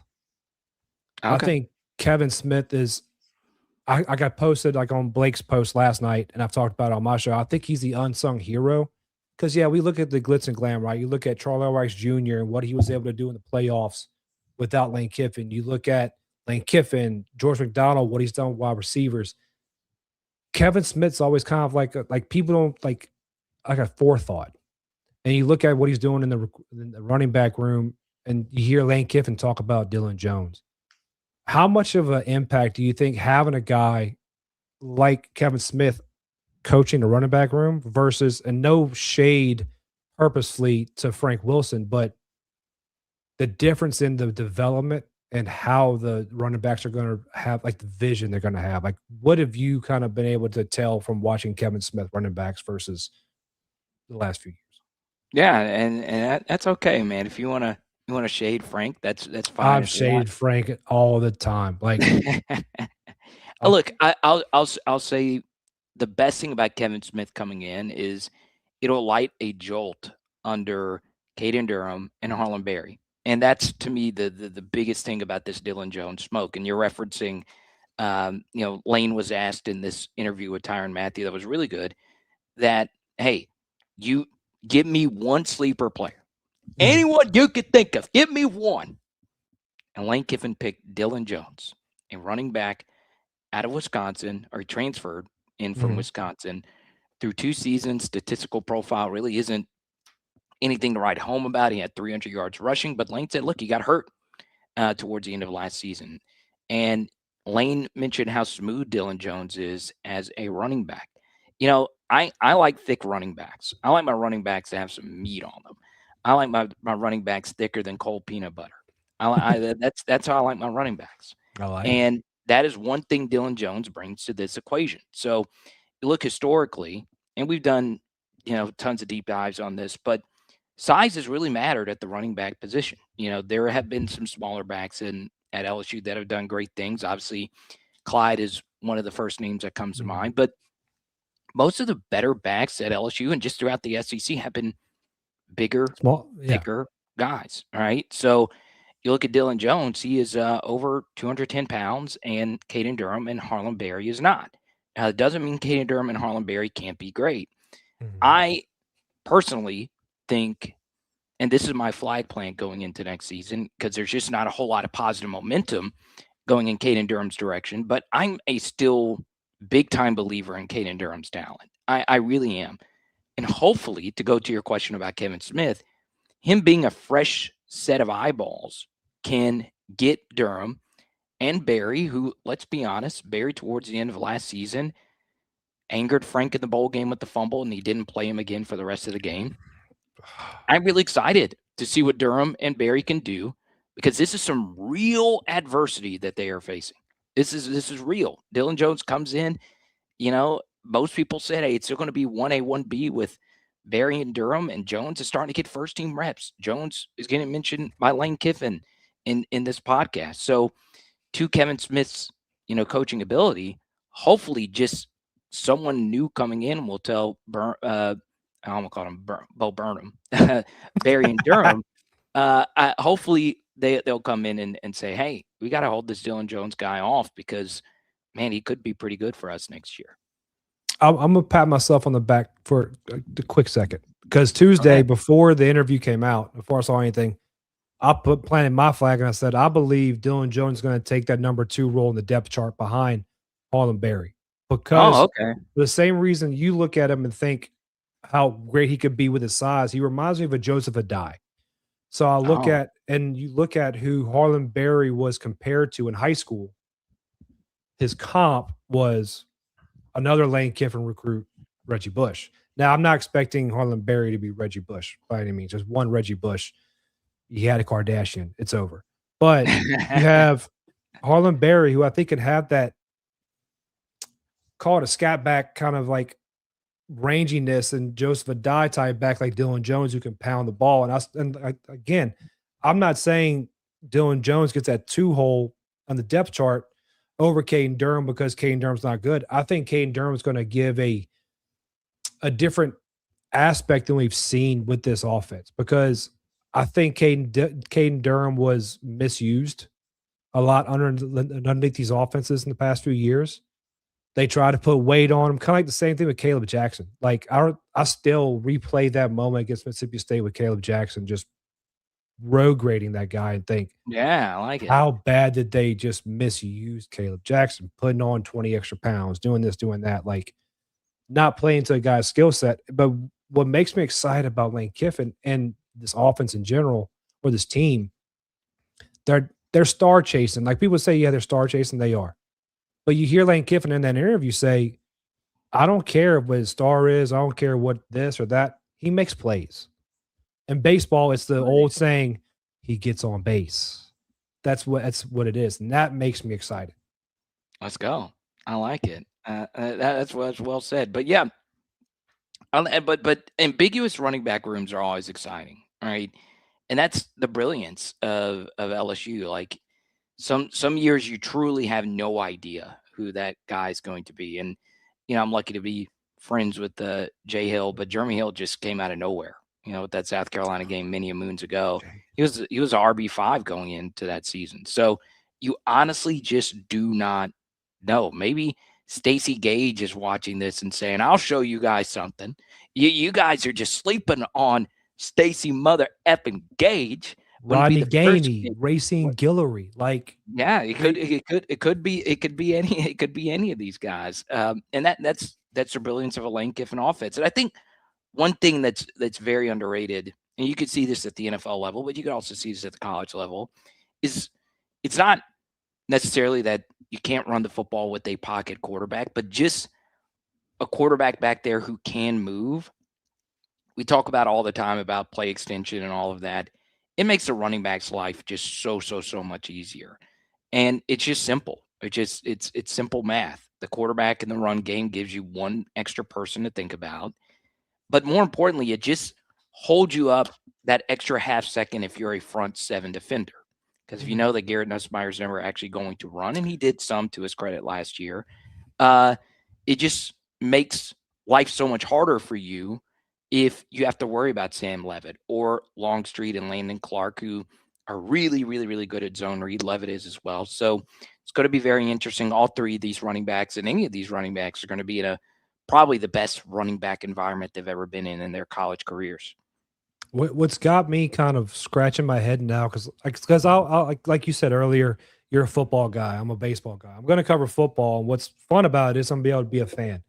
So I always make fun of our mutual friend. I don't make fun of him, but I use what he says usually as a joke. For me, our friend Blake Lafino, I can't tell you what an offensive lineman does on a 2-tech outside Whataburger order in and out at 3 a.m. I can't tell you that. But I can enjoy football. But what gets me so excited about, especially with this running back room, it's not limited. You weren't going to take a guy who was playing safety, then quarterback, to come back and run the ball. And granted, he was productive, but you have 5, 6 running backs in that room. Like, it gives you so much more ability to play call and play design. That's what gets me excited. And hearing you talk about how it frees up the running backs and it frees up it slows down your defensive line. I shouldn't expect to see teams dropping back 7 or 8 anymore. I should see a little more pressure on the quarterback now, or because all last year I just saw 8 drop. Yeah, they did a lot of rush 3, drop 8. Yeah, like I'm excited to see what Sam Levitt has in store. I'm tempering my expectations just because coming off of Liz Frank, you saw what Liz Frank did to Cam Newton towards the end of his career. He got over it, but it kind of limited him. I know he's dunking on goalposts. Take it easy, guy. We need you healthy. Yeah, Sam, don't do that. Come on now. Because I know you've done your research. What parts of this team are you most excited about? Like, tell a baseball guy who, I watch a game when I played football. I watch a game. I understand it. I'm not as in deep as you. What should I get excited to see with this upcoming team, whether it be on offense or defense? Yeah, so obviously Sam is a big focal point. There was a convo I had with a friend in the industry who's really close with a lot of NFL scouts, and he said that Sam Levitt, when it comes to competitiveness, is as competitive as it gets. And there was, discussion in particular with the Brian Kelly locker room as how locked in are the guys to the whole operation. Are they believing in the Joe Sloan offense? Are they believing in the overall health of the offensive line, and so on and so on? With Sam, you're getting a leader, but you're getting a guy that is truly of this Mamba mentality ilk. And he really wants to rip the tracheas out of the opponents he plays against. That's how it was described to me. Obviously, me using a little bit of different terms. Yeah. And that's been backed up. I have a friend that's really close to the Arizona State program, and he basically told me the same thing. When it comes to that, sometimes he could get a little too into things, but I want that. I want a guy that is willing to put everything out there. And you could even see it in some of the things that he did in spring, right? Even though he was limited, there were still times where he wasn't truly fully being able to practice, but he was still out there in full pads going through everything. And Lane has backed that up in pretty much every interview he's given. So I'm really excited about Sam going into next season. Obviously, as far as his ability is concerned, doing the simple things right there. Let's take the Texas Tech game. And for instance, he was one of the few quarterbacks to beat Texas Tech last year. They were the best Big 12 team, the best defense, maybe in all of college football last year. Man, his playmaking was so good. The home run hitting plays were truly stupendously good. Now, some of those were made by just getting the football to Jordan Tyson, who we're all really excited about as Saints fans. But there were just some plays that he made that were just truly ridiculous Johnny Manzielian types of play extensions. And that should get you really freaking excited if you're an LSU fan. Then, of course, you go down this list of so many different things with this LSU offense. They're going to go faster. And this wide receiver room is truly, I'm going to use this word again, ambiguous. We don't know who the best wide receiver on this team actually is. We have an idea that it's probably going to be a mixture of Jace Brown, Trey Wilson, Trey Green, if you want to throw him in with the receivers, Jackson Harris. You'd like to think that we have an idea, but we don't. So this is going to be a true meritocracy in terms of who the actual targets are going to go to.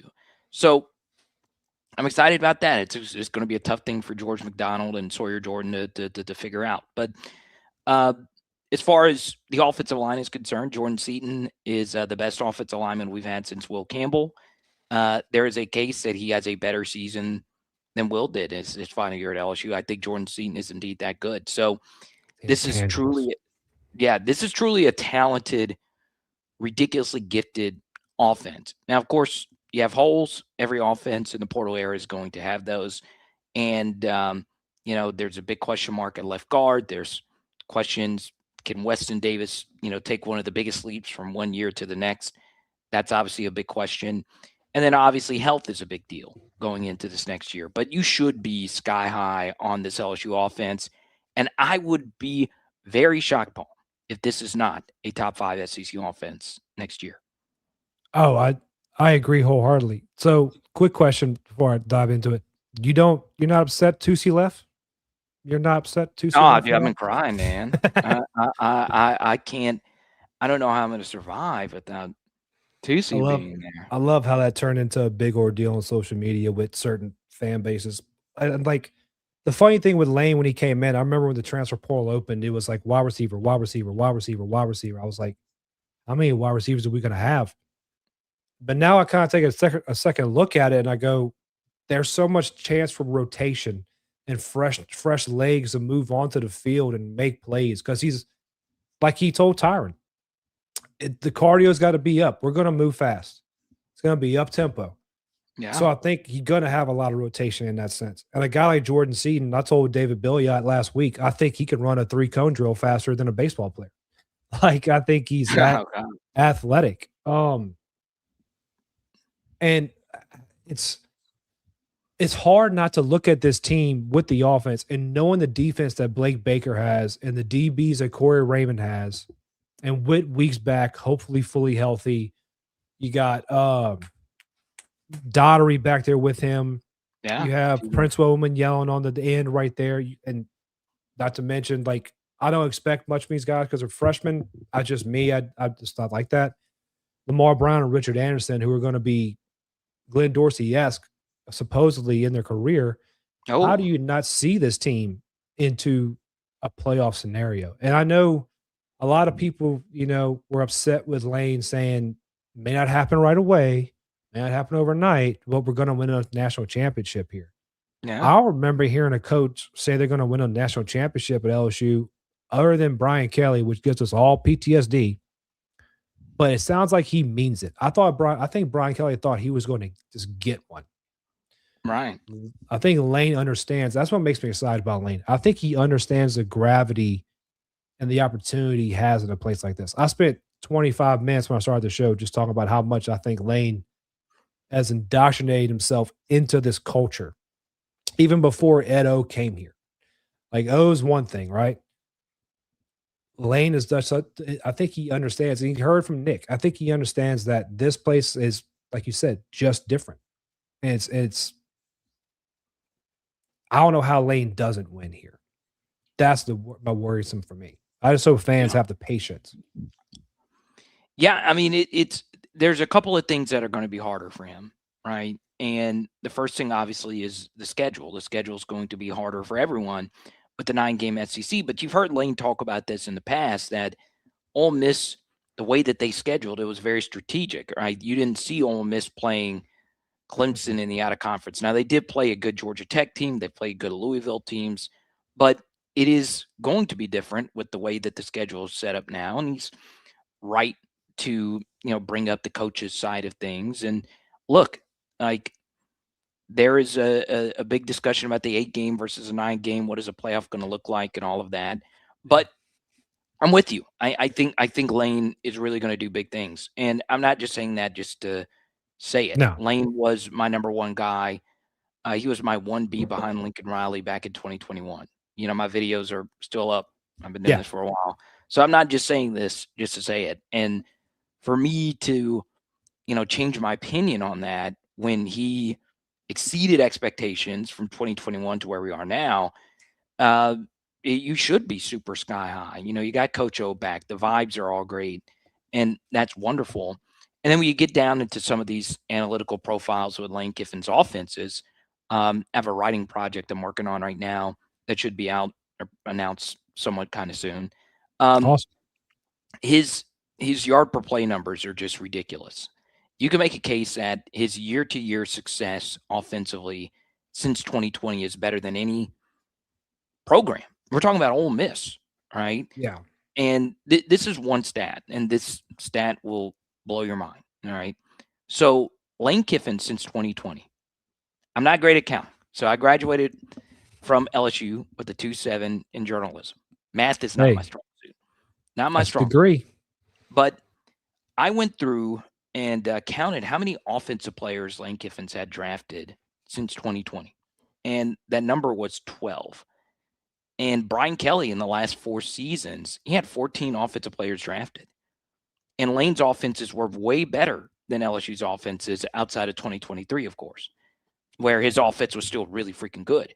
So now like he's got more talent. Now, Ole Miss had great players. Trinidad's great, Kawan's great, Jackson's great, Trey Harris, shout out Louisiana. But this is going to be just different, and he understands the opportunity that he has here. So I'm really excited about LK. You hear I keep referencing this interview with Tyron, but you hear him talk about having the pictures and the footballs of draft picks on the wall when recruits walk in. He's like, "Oh, you're the 6th pick. You're on that wall. You're not even over here." And like you talked about earlier, like, Sam Levitt being that had high fire, high tenacity guy. It's like our girl Daily Joy said right here. If we're going to be villains, be villains. And I am all for that. And one thing, just to kind of, I didn't say this earlier. I wish I would have. One thing I wish I could have seen is you like first person view on the headset doing like DC calls or OC calls. Like that would have been gold to me. I'd have ate it up and I'd have ate it up. But like, so being a baseball guy, and admitted to that, I look at swings, I look at mechanics, kind of like how you watch film. Yeah. Sometimes the best film or best swing to watch is your worst swing. And we hear about the Mississippi State fans. Oh, Sam Levitt came to Starkville and lost. I wouldn't watch that game because I was trying, after the baseball season ended or towards the end, I was like, let me learn a little bit more about this guy to kind of have an idea. I didn't think that was bad game film. I think it was just bad luck. I think Sam Levitt has the tool set to go on a Heisman run. You threw the H word out. I am done because I'm a baseball guy. I can say whatever I want. I'm a baseball guy. You threw the H. The H, man. I think he does. I mean,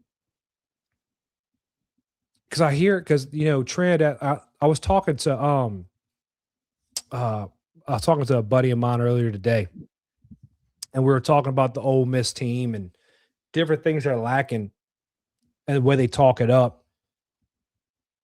Them missing Lane Kiffin's offense and Charlie Weiss Jr. as the OC is going to, like, yes, Trinidad is a great quarterback. Kawan Lacey, amazing running back. Lane said it himself. He wanted him here. And I know John David Baker is a disciple of the Lane Kiffin scheme, and he worked for Lane Kiffin. I get that. But having Charlie Weiss Jr. being fostered not only by his dad growing up similar to Lane with Monty, but having Lane fostering Charlie Weiss Jr. over these last years and bringing him here, I hope they have a good season. Like, I don't have anything against Trinidad or Kawan. Like, no, Trinidad shouldn't be playing, but I think that's going to be a major setback for Ole Miss going forward.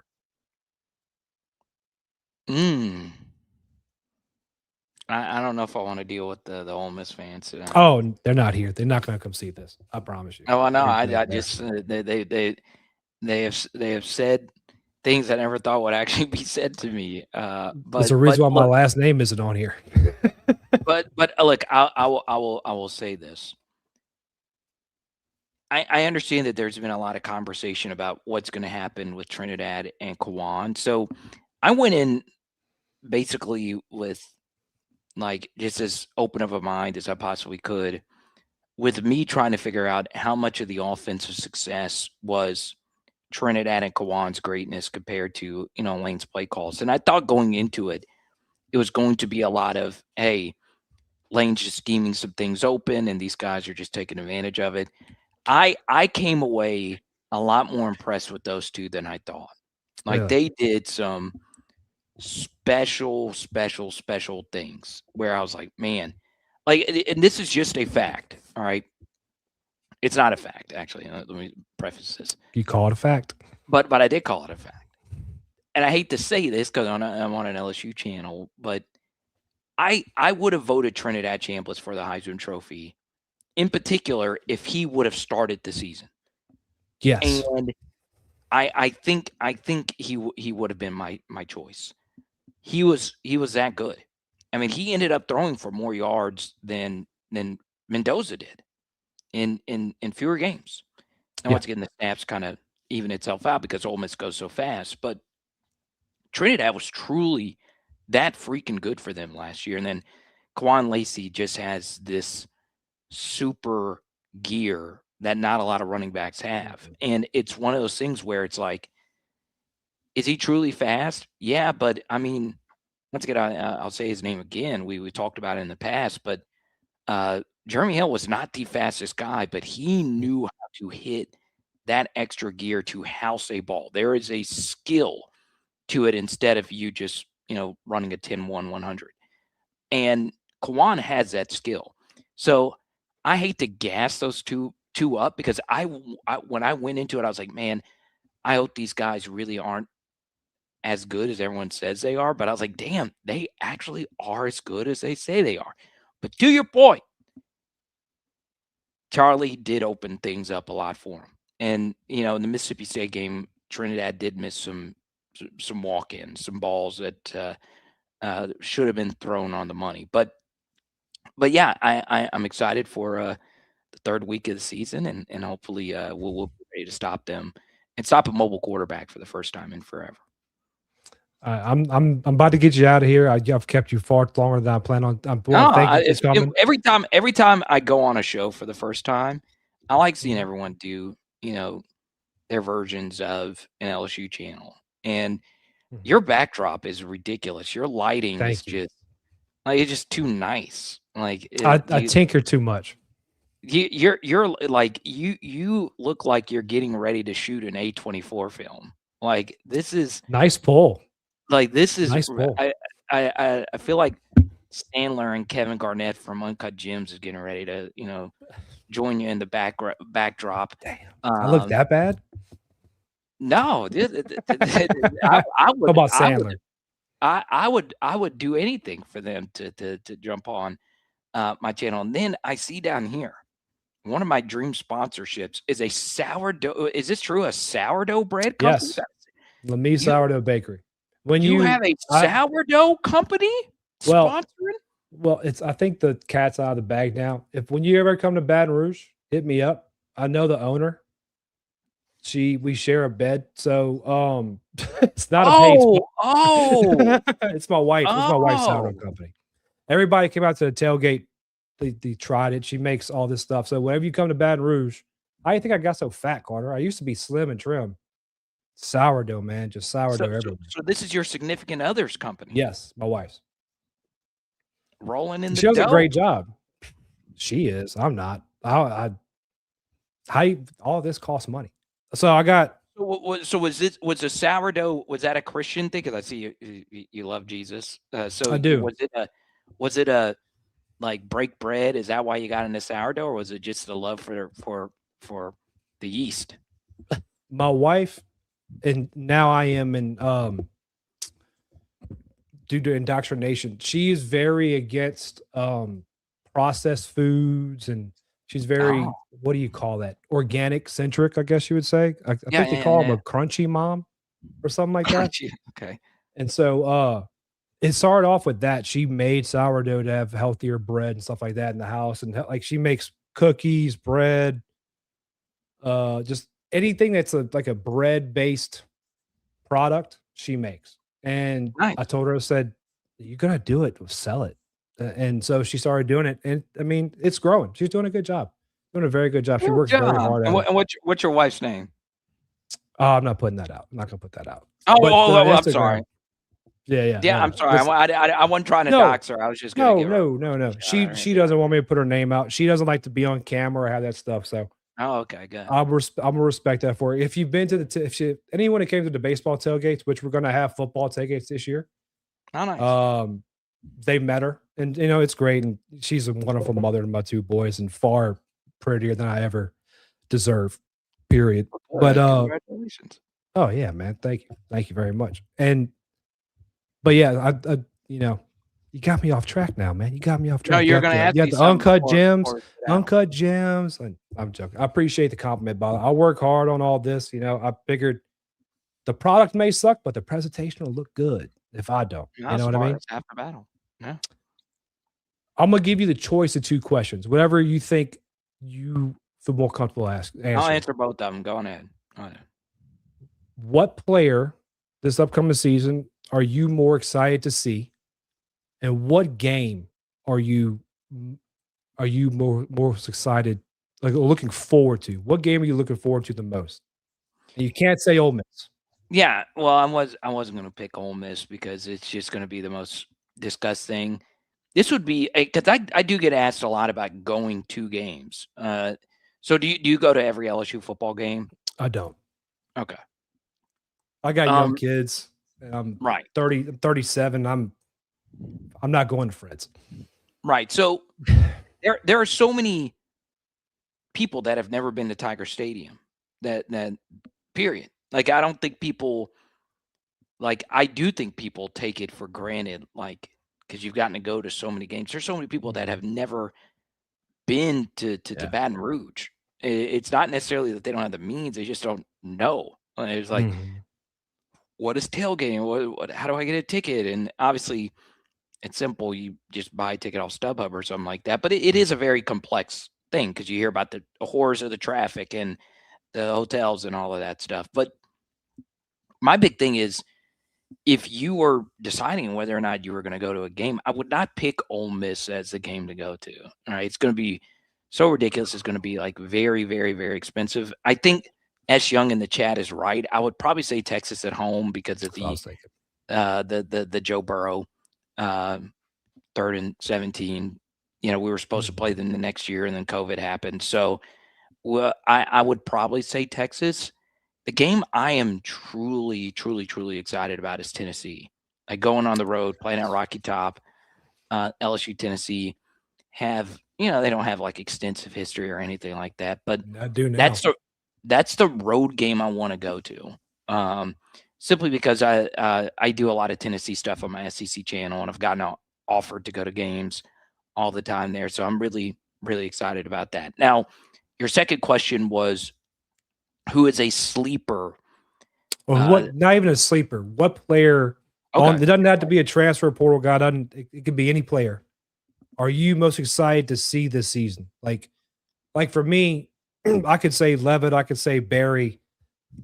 I'm really looking forward to watching. I'm a defense guy. I love defense. I want to see the Whit-Weeks-Daughtery combination at the second level.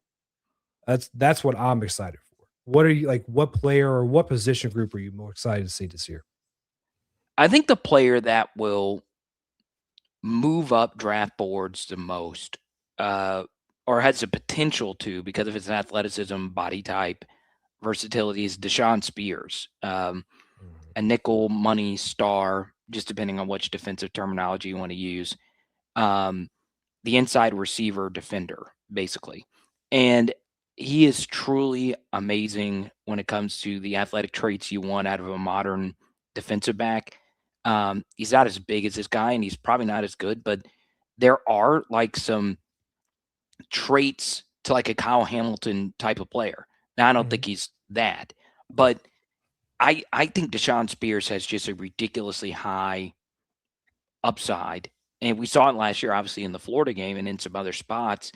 That's a guy that has a chance to be an all-conference guy. I really am that high on him.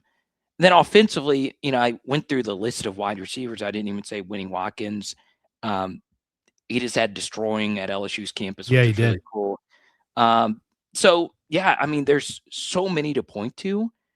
One, if you wanted to go super duper deep cut, would be the tight ends behind Trey'Dez Green, right? Because LSU or Lane Kiffin has mostly been an 11 personnel, we're going to go fast kind of guy. But if he does want to get positionally or formationally diverse and run more 12 personnel, a guy like Malachi Thomas becomes a bigger piece of this equation, a guy that is taking a chance, right? He would have played a lot at Pitt this next season. So I'm really excited to see the tight ends behind them. And if you want to go super deep cut, if you want to get down into the nitty gritty, J.D. LaFleur is very interesting. J.C. Anderson was a guy that someone I respect a lot messaged me and said, "Hey, this guy got better as time moved on." So there's so many different guys that you could theoretically see succeed in a Lane Kiffin offense, and I'm really pumped up to see it actually unfold this next year. I'm gonna put you on the spot. Regular season record for the Tigers. Yeah, I think 9-3. I'm pretty firm on that. Who do you have them losing to? That's tough. I mean, there's a lot of losable games. I don't like to say, "Hey, this game is going to be a loss." Gotcha. I got you.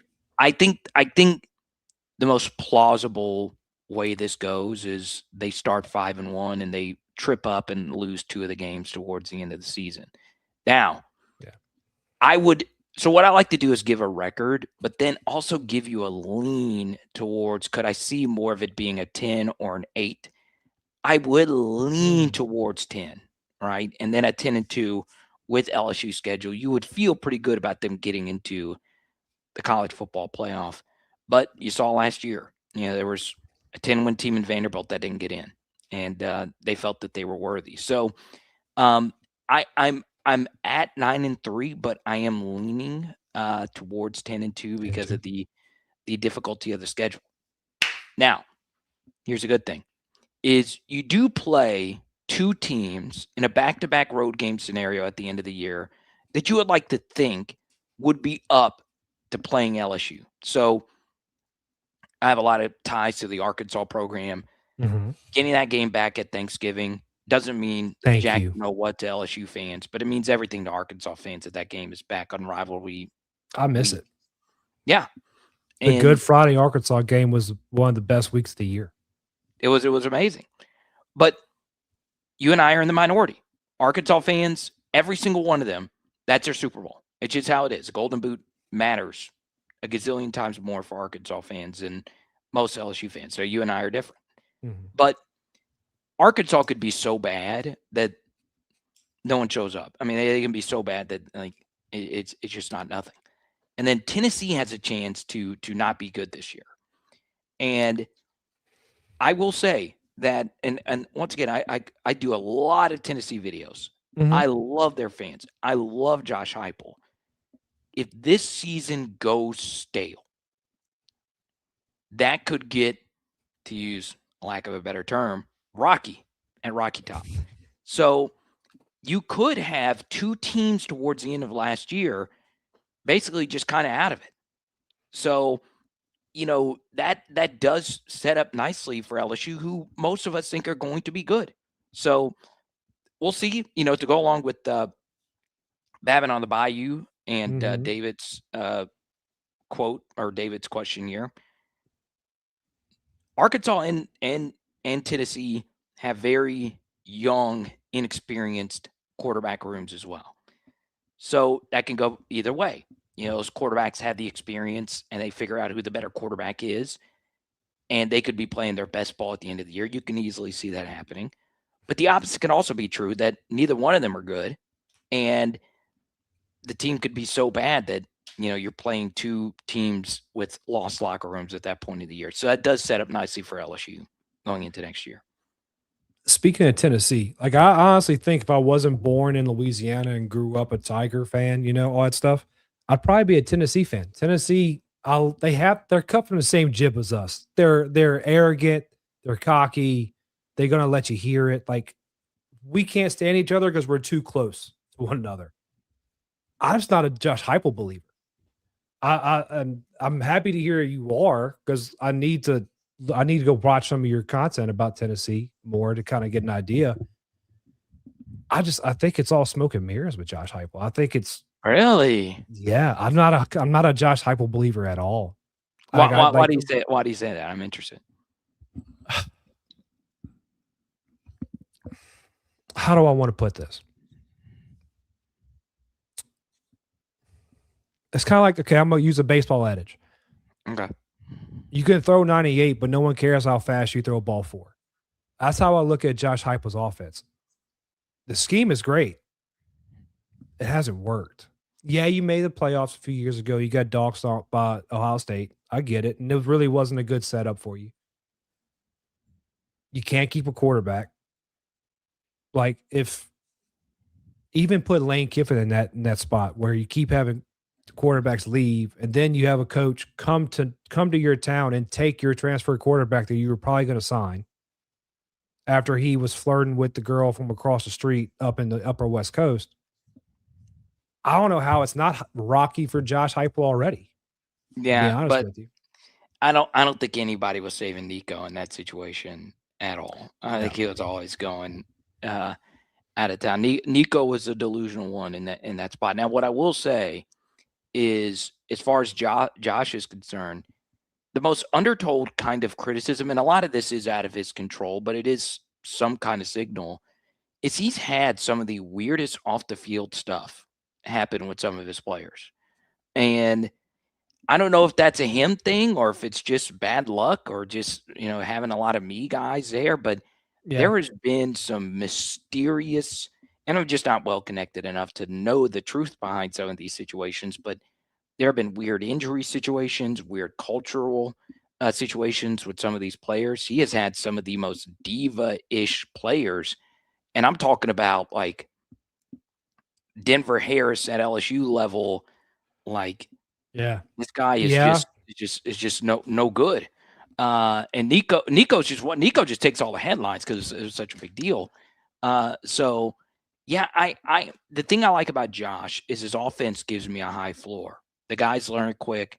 He gets guys that don't ever really do anything at the next level, but he turns them into Biletnikoff winners. And Yeah. I understand, like, you can get into, well, what's the ceiling of that offense theoretically? Well, for Josh, I like the fact that Joey Aguilar came in with the ridiculously high turnover profile. And yeah, he had some low moments. Some of those Oklahoma turnovers were crucial, but I just think what he does offensively to make things better for his offense is ridiculous. I mean, they were still a competent offense after losing Dylan Sampson. It was ridiculous. The year before, they Forgot lost about him. Wright. They lost Wright, who I thought was going to be too big for them to lose, and Dylan Sampson became a star. So I'm still a believer in Josh, but man, it's interesting how many people on Rocky Top have kind of faded off of him. And maybe by that time of the season, let's just say the season is indeed sour, you could be playing in an empty Neyland, which is crazy to think about, but we'll see. I think Tennessee will be okay. I think the hate for Kiffin in that position too will kind of pack that stadium out as well, because there is no love lost between Tennessee and Lane. Not I doubt Lane cares. Let me give a quick shout out to one person real quick, our buddy John Eads in the chat. There's only one GOAT, and it's the man right there, Mr. The Power, Carter Bryant. John is amazing. Yeah, like I know he's an amazing person, but I've said this to John's face as well. So I graduated in broadcast journalism, and I never actually became a local TV reporter. And that job is so hard. It is not an easy job. And John does it really, really, really well. And I'm friends with Jacques and a few of the other local reporters. Seth Lewis is amazing. It's one of the best I've ever seen do it. But John is up there, man. He is so good. But those cards, Carter, Kingle Crew received theirs as well. No, I didn't want that to. That's okay. No. He said it, but But I wanted. I sent John a card. What I will say. No one needs to know what they are. No one needs to know. No one needs to know. No one needs to know. But yeah, I send stuff up. And by the way, if you're in Shreveport this weekend, I'm setting up at a card show in Bossier. If you guys want to. Probably need to talk to you. I don't know if you saw what I did for the baseball season. I'm doing the same thing for football season. What's that?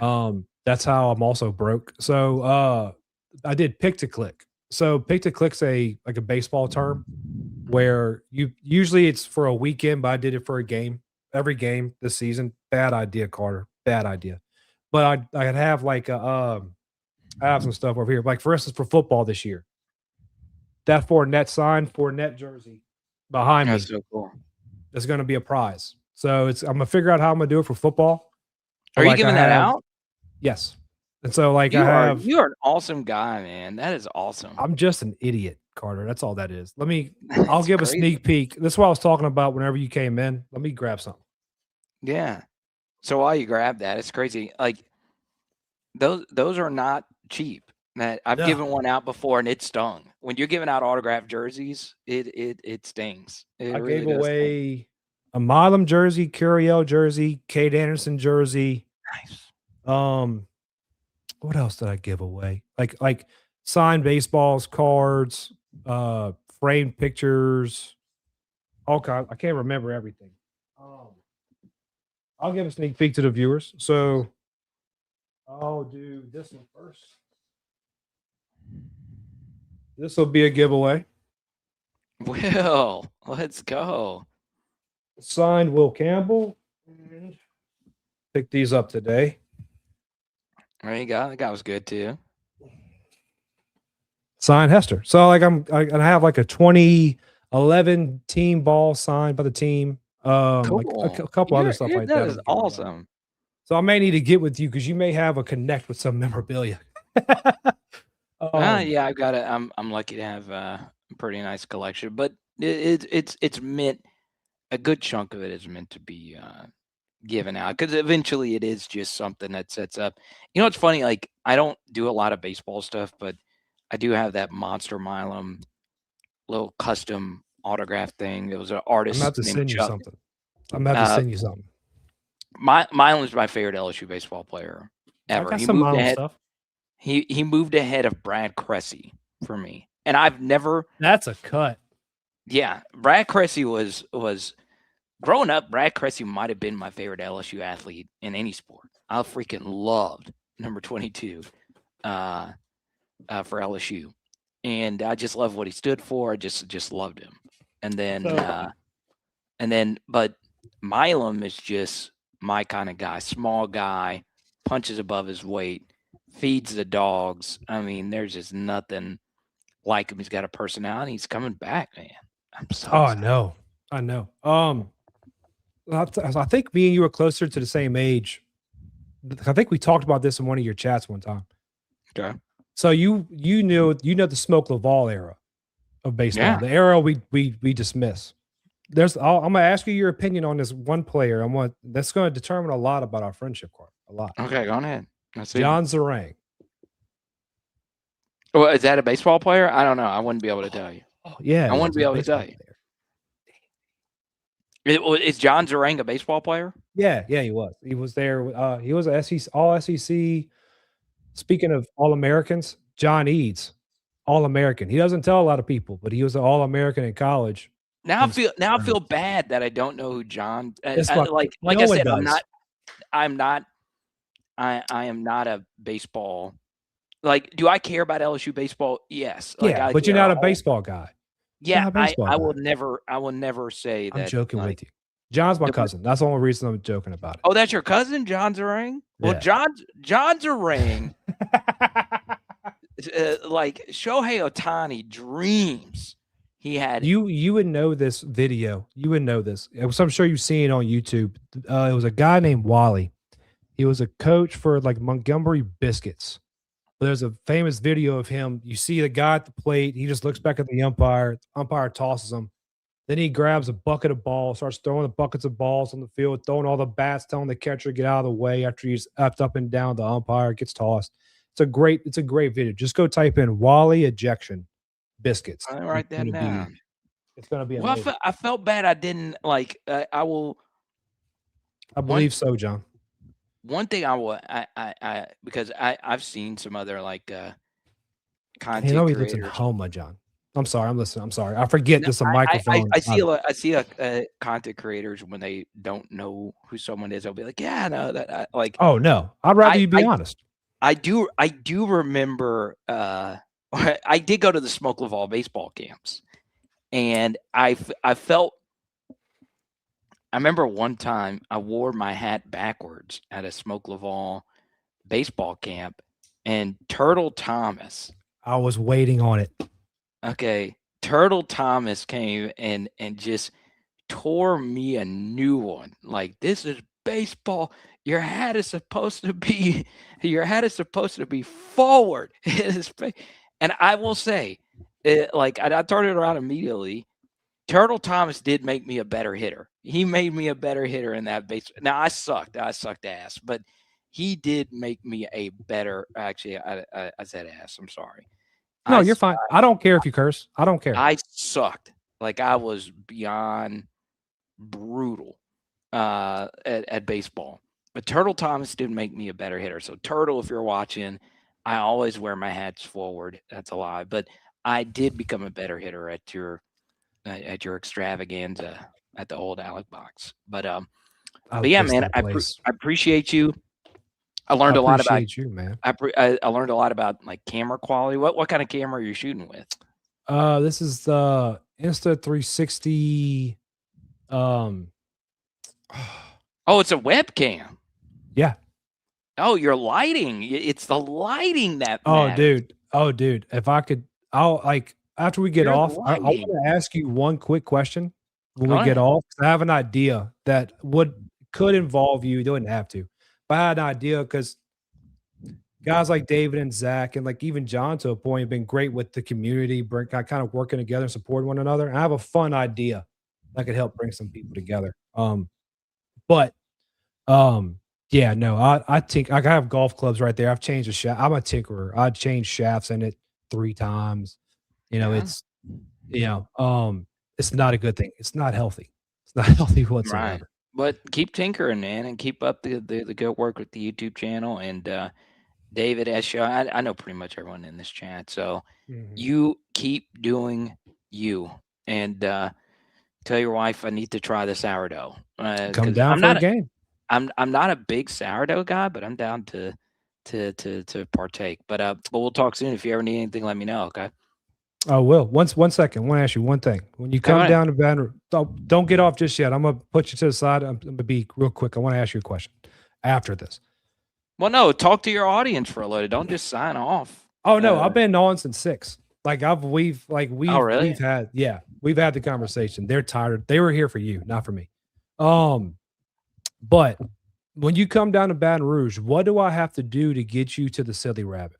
Because I remember you talking about your comedy career before, and I'm not trying to use this as a joke. I think you I know how analytical you are. I think you'd probably have a great at least 5 minutes. No, stand up. Yeah, I'm kind of. You done with that? No, I mean I still do shows so I'm retired, and one of the venues made me say no. So I couldn't say no. So I'm still doing shows. You'll still see but you won't see me in headlining the Improvs in Addison or something like that. But I still do some stand-up stuff. But yeah, man, I did it 5 years, and yeah, there's so many great stories of the friends I made, how much thicker my skin got bombing in some of the best comedy clubs in New York City. And but yeah, I don't know. Once again, I can't be bought. I've moved more. I can't if someone said, hey, we'll give you this amount, and then I would probably do it, but I'd be like, you're probably not going to sell enough tickets. But it's one of those things. I don't think I could do. Man, if I absolutely had to, I don't know if I could get to 30 minutes of actually. Oh, I said 5. I said 5. Just 5. Yeah. I mean, I don't know if I could do a good 5 right now. Really? I would like to think that I could dig into the archives enough to put together a good 5. I'll tell you this, since you did bring it up. The best weekend of stand-up comedy I've ever had, the best sets I've ever done, was the weekend of LSU Alabama in 2019. That was when I was at the absolute peak, where I was headlining a bunch of bar shows. So I never got to true club level. So gotcha. Comedy Store, stuff that people know, Comedy Cellar and stuff like that. And they do comedy different everywhere. But at that time, I was getting into what was called flow state, where you are just you can get in the middle of the set and you just start murdering. And they say a lot of comedians get into hard drugs because it's hard to Mitch Hedberg. It's hard to reach the level of high, making a room full of people in a well-lit room laugh. There's nothing I can ever really replay it outside of to use a baseball analogy, when you hit barrel on ball, it's better than sex. We square it Barrel up. on ball is better than sex. But what's better than barrel on ball is if you are murdering in a stand-up comedy room. And unfortunately for me, I have not done either barrel on ball or murdering enough for me to be Stephen Milam or Dave Chappelle. Yeah. But it is there's nothing like it. But I will also say, if let's just say someone's watching this and they're inspired to try and do stand-up, it is the hardest form of entertainment. I'm a DJ. I DJ a lot of weddings now. DJing does not come now. Obviously, it depends on if you're trying to do Jazzy Jeff routines. That's as hard as doing stand-up comedy. But I'm talking about like just on the base level. Like you could figure out how to press play and put some good songs together. Stand-up there's no shortcut to it. It's either are you willing to put the work in or are you not? And I put in the work for 5 years and I never actually got great. Like I'm serious. Like I know a lot of people say I'm good at it, but I never. I was like, man, I could do this for 25 years, and I'm not going to be Bill Burr. I'm not going to be Ali Wong or even close, or want to just talk about an internet guy, Mojo Brooks, or anyone like that. I'm not going to get close to their level of hilarity. It's the hardest thing in the world to do. So, but if once again the money's right, you can make something happen. But I love that you have that story because I love stand-up comedy. It's almost as close as that. Really quickly, well, who's your favorite? Really quickly, tell me. I'm gonna judge you. Ooh, that's so hard. Like the last show I went and saw was Joe Coy. I saw Joe Coy. Okay. Nate Bargatze had me laughing the hardest I ever had in my life live. Gotta say, you seem like a Nate guy. But see, like my taste in comedy, like I love Anthony Jeselnik. Fire in the Maternity Ward, that dark, like just cutting comedy. But probably favorite ever, Bill Burr, probably. Just to be completely honest. Yeah, Burr's the best. Burr's the best. Saw Dave Attell here in Baton Rouge. Like I got a good comedy cut. Like I'm not neophile to it. But I know some of Nate's openers, and I don't know Nate. Mike James is one of his openers. Great comic. Dusty Slay is a friend of mine. Dusty's Aaron funny. Weber. Aaron Weber's a friend. I'm not close to them or anything like that, but yeah, they're killers. They're awesome. So, but if you ever need anything, stand up, DJing, football, let me know. All right, I really appreciate you having me on your platform, and keep doing great things, Paul. I thank you for coming on, and I'm sure I can speak for everybody in the chat. You've probably been successful in anything you did, and we're happy to have you on our side, and hope we could talk again soon one day, man. Yeah, for sure. All right, we'll talk soon. Cheers. Later, bud. All right, that was Carter Bryant joining us. I hope y'all enjoyed that interview. It was fun, and I probably could have talked more football, but I really wanted to ask him about the comedy thing. Let's see if I have anything in the chat. If anybody had any questions. I remember I saw one earlier. How excited should we be about Beatty? He was marked to 222nd pick in the draft, but was that because of his recent injury? I'm going to do a deep dive on Beatty here soon, and we will talk about that next week and possibly have Mr. Beatty on the show next week. But before we let you go today, like we always do, we're going to go over a Bible verse. And today, simple verse, Philippians 1:3. I thank my God whenever I remember you. And a little quick deep dive on how I feel about that. What I think of what I feel whenever I think about that. I'm thinking about my father. I lost my father in 2021, in October of 21. There isn't a day that goes by I don't think about him. I don't miss him. But I know he's in a better place, in a place that we all want to make it one day. And also I think about my children, because if you've been around here, you've seen my show, you've seen my testimony probably, and yeah. Anyways, again, make sure you go check out Carter's page. Make sure you go check out his recent writing he's going to have here soon. And he's working with Bleacher Report. So big things going on for Carter. I know it's not the first time he's worked with Bleacher Report. Big things going on for Carter. And make sure you go follow his pages if you don't already. I'm sure if you're over here, you already follow Carter. Remember that God loves you. All he wants you to do is love him back. Do me a favor. Subscribe to the channel. Follow the pages. It's our show. It's not just my show. And I hope all of you have a great evening. And I hope all of you have a great weekend. And until next time,